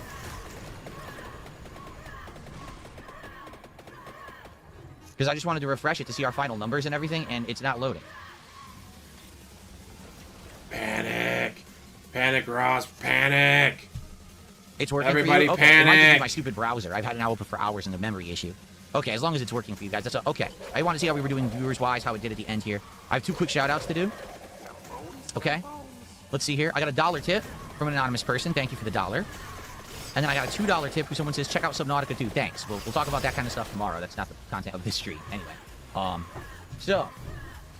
Yeah. How dare you ask DSP Gaming? You guys have been doing gaming for 18 years about a video game. I hope that you enjoyed this. If you did, all right, be sure to interact with it. If you're watching this on demand, like it, leave comments, let me know what you think. Give me suggestions. If I do another react, what should it be? Leave comments that I can I'll be talking with my audience directly about it on my streams on DSP Gaming for a bit, but obviously from the reacting, maybe you guys just only watch on DSP React. I'd like to hear your opinions too. Please share with me so that we know what's going to happen, okay, in the future. I'd love to hear your thoughts on this. Would you like more, and what would you like if you want more, okay? But I'm not going to be doing it all the time. As you can see, it takes a lot of time and effort to do this, and it's exhausting for me. I'll do it every once in a while. No, I did not miss sitting there your anonymous tip. I shouted out a $5 tip. Wasn't that yours? Guys, he's working out, guys. He's working out super hard. Earlier. By the way, he almost died from exhaustion reacting to a video. I'm serious. I just got network error, unknown content on my music. What is going on? Dude, First, my YouTube channel wouldn't load, and then I got an error on my music, but it continued to play, but gave me a network error. What is happening? I think I need to go. I think I think I need to turn this before everything explodes. I think I need to get out of here. What is happening right now? The channel is under attack. The best way would be to support me right now. Exactly. Okay. Well, guys, thank you for watching. And again, we'll talk about it in the near future, what you guys want to see next. As a React, maybe we'll do something in June. Leave comments. Let me know what you think. Let me know what you thought overall of this project. Speaking of June, thanks to those who were here live. June the Did engage and King. support with the content you did. And I appreciate the live audience being so supportive of the content. That was very nice of you. And I'll just leave you with this. I hope that whatever actually is going on with the flagging and with the strike stuff, the ban evasion stuff, that YouTube's taking care of it. Because like I said, I'm not joking when I can tell you right now, I'm well aware that other people have been hit with exactly the same thing, where multiple channels all of a sudden have been taken down for ban evasion when there was no ban evasion taking place. So, remember what I said in my highlight video about 3 weeks ago on the DSP Get the goal, $152. Yay! I said the problem with something like this happening, with this takedown and the ban evasion thing, is that now people are going to find out about it, and they're going to exploit it. It's a difference between, okay, there was a feud between two people, and they're going at each other's throats, and this is part of the feud, versus now people will find out what's really happening, and they're going to exploit it. And that's not good. That's very bad. You understand? So, hopefully this is not some site-wide exploit that other people are going to use. You know, I really hope not. Again, we don't really know what happened. We don't know if Jeremy made a call. We don't know if someone else did something. But it ain't good. No matter who's doing it, it ain't good. It's bad for everyone. We need YouTube to work. We need YouTube to be a safe place to create content. Not that out of whim someone can use the system and start taking down channels. Okay? Alright, guys. Thank you so very much for a great stream. Let's see here. On the kick side of things, I will send you guys over to, let's see here. Now, this is hilarious. Last night, I was going to send you guys over to Super Hop, and when I clicked on his stream, the dude was completely topless. He was not wearing a shirt. And I said, I'm not going to send you guys over to a topless streamer. I just clicked on him now. He is in a full-on, like, jacket and a hat. He's completely covered. Like, his body is completely covered. He's like the opposite of yesterday. Okay? I'm just on a whim, I'm going to send you guys over there. Just see, I have no idea what kind of content he's putting out right now, but he has hosted me a couple times in the past. I'll just shoot him a host. You guys let me know what you think, okay? So all the Kick viewers, thank you so much. What are the oranges for? So see what he's up to. All right. That's crazy. All right. And on the YouTube side of things, I want to say thank you to all the YouTube viewers. You guys were awesome. And again, thanks to those who supported. Share your thoughts. Let me know what you think. All right, guys. I'm out. Have a good night. See you all soon over on DSP Gaming. And share your thoughts here on this channel and what you want to see in the future. Thanks, and peace out, everybody. Congratulations, DSP. You hit the goal. You did it. Hit your goal of $152. It only took you not 1, not 2, not 3, but 4 streams. 4 streams to do what everyone else did in 4 hours or fewer.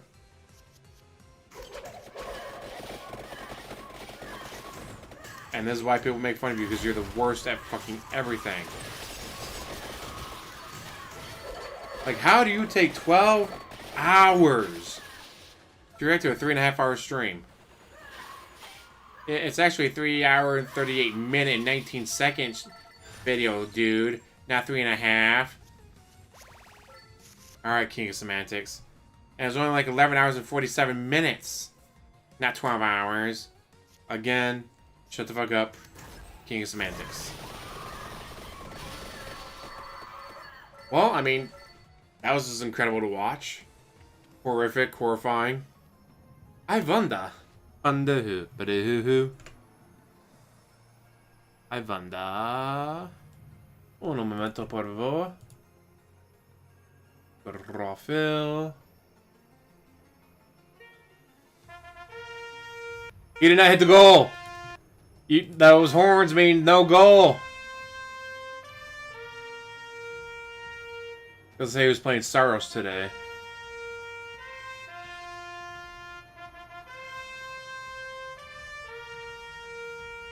Sheridan now. Alright. Let's see what he's actually at. Stack would have stopped paying me so shitty. Did she kill Stack? I guess she did. What is the box She playing lost her mind X4? like Tarn, she murdered Stack. Oh, shit. Let's see, he's currently at King's Tax of $139. Snapper's neck.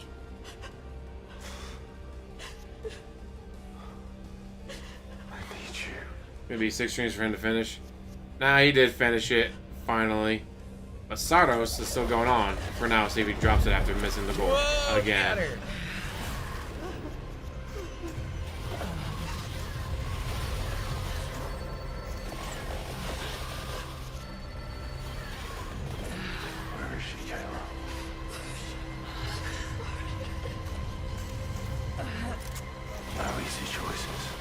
Nope. God, I just love the sound of horns. Yeah, I'm out of this. Sucks I get to do that, but I mean, what the hell? They're armor. all getting possessed one by Give myself one. more armor. Shit.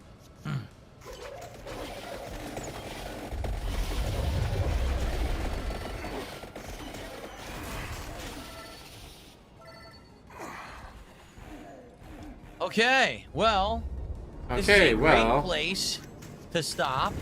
Next time when we resume, we can actually do all this new stuff. It looks like there's a bunch of new audio logs. We can, have Kayla fix this. This will get us to World 5, okay? So, guys, sorry it took so long to grind through World 4. I didn't really understand that in World 4 you had all these opportunities to do the Eclipse, but you didn't have to do it. So because of that, obviously, that's what was giving me the big problem. But, what do you mean return to passage? We're in the passage.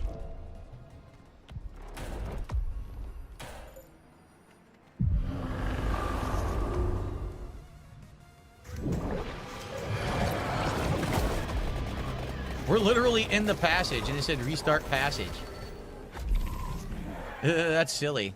Yeah, see, we're in the same spot. We're good. Okay. So we will, use the audio files there. Yep, we got dialogue, we got all that. Okay, good. All right, so good stuff. I hope that you guys enjoyed. Sorry for the lengthy interlude there to get to this, but next time we're gonna have a ton to do. We have a new flashback sequence or dream sequence in the tree.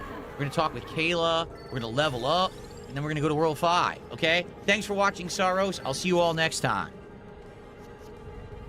Okay. All right, guys. Thank you for a good stream. Oops. I turned my mic on. I didn't even realize you could do that. Thank you for a good stream of Saros. I hope that you all enjoyed. This will resume next week. It's a night stream next week. Oh, I should say that.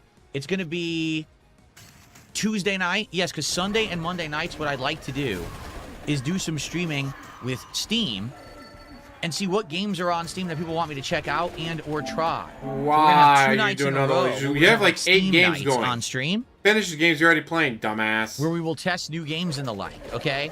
And then on Tuesday night, we will bring back Saros.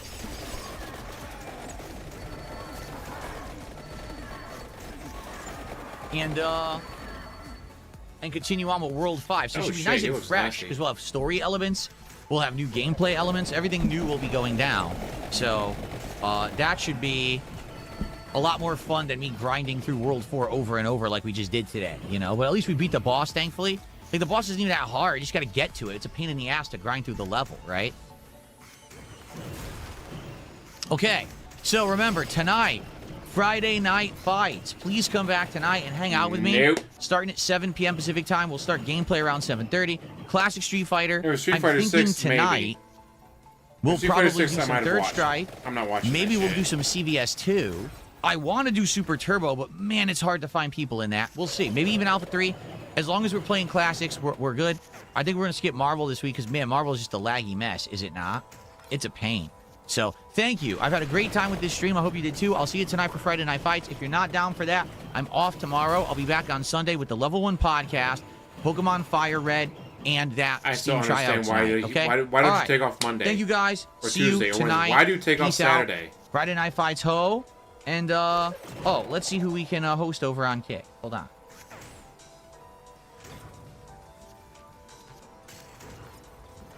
Let's see here. Bumblebee Farmer. Bumblebee is streaming. He's doing some truck sim. I'll send you guys over there. Say hello. All right. Does it hurt you, DSP, to see him do Very truck sim and nice. enjoy it, unlike you?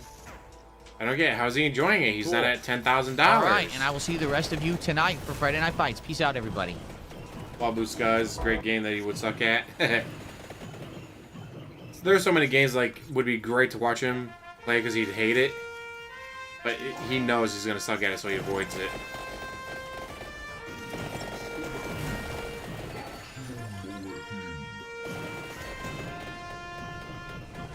And yes, the trumpets. The trumpets of glory.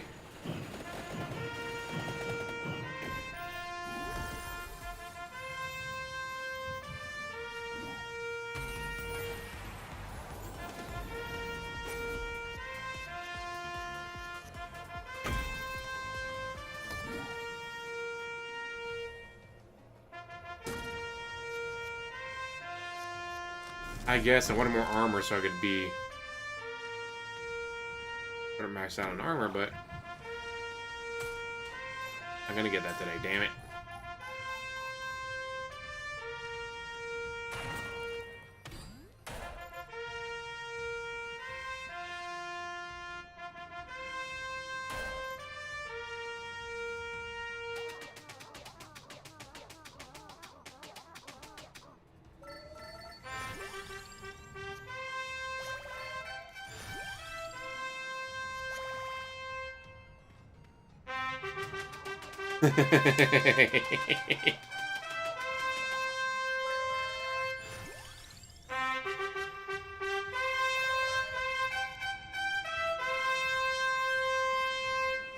Alright, here we go.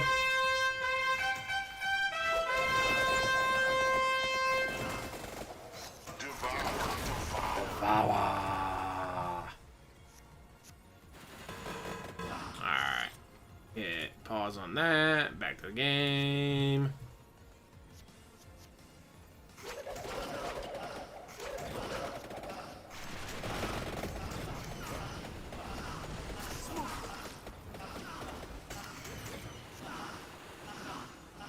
The trumpets mean he missed the goal. Trumpets mean no $150. He finished at like 137, I do believe.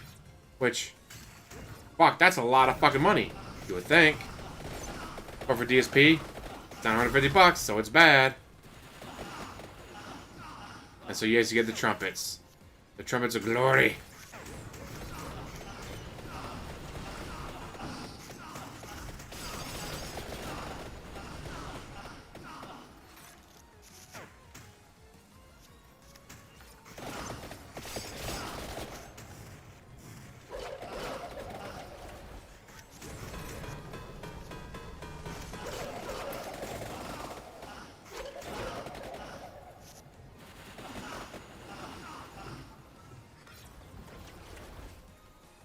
No, nothing. Go on.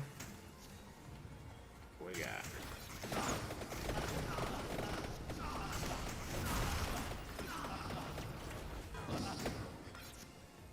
I was trying to freeze him before he hit me.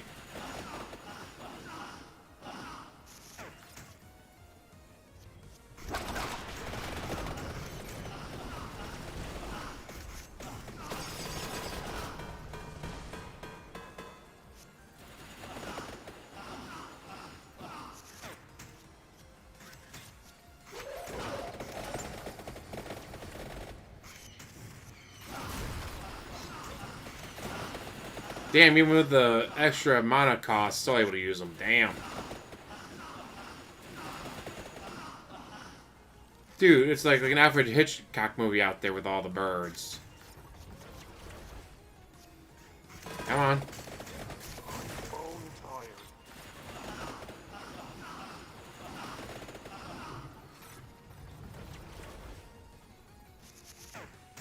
Fuck.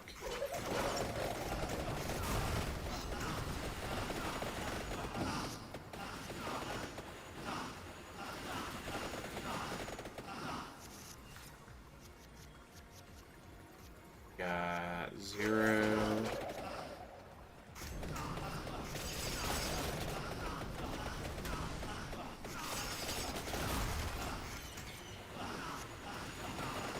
So now we have even more birds out there. Like, how do we have that many birds doing that much damage And he's just shrugging it off.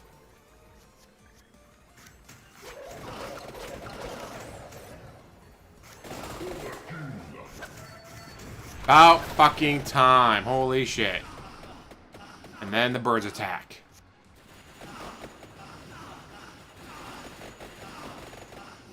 Damn, over 6,500 gold in one run.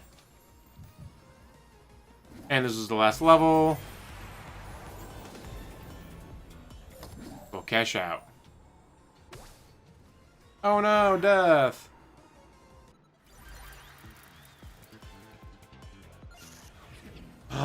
Oh!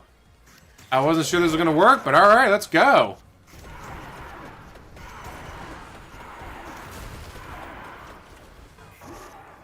Damn.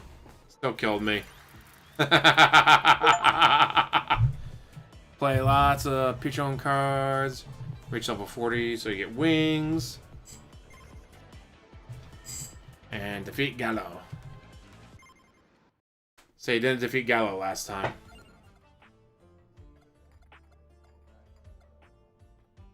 Man, now it's just a question of what the fuck do I even want?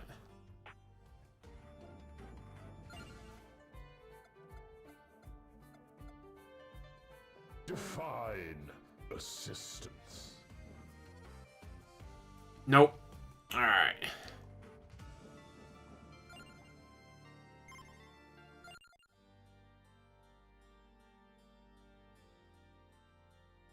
Okay. Well, we finally got through all of DSP reacting to the quartering. And I got to see him fail to hit the goal at the end of his current stream. But with that, guys, I am going to let you go. Thank you so much for watching. As always, like, subscribe, comment down below, and have one hell of a day. Ooh, got 11 likes. Holla holla to the 11 likes.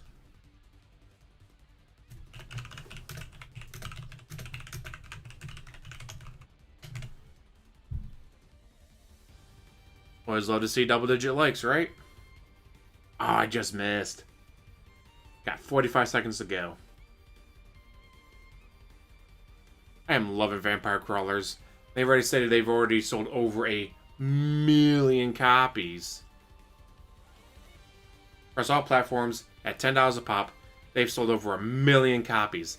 That is over $10 million. Actually, let me go there real quick. How many copies of Vampire Crawlers has sold?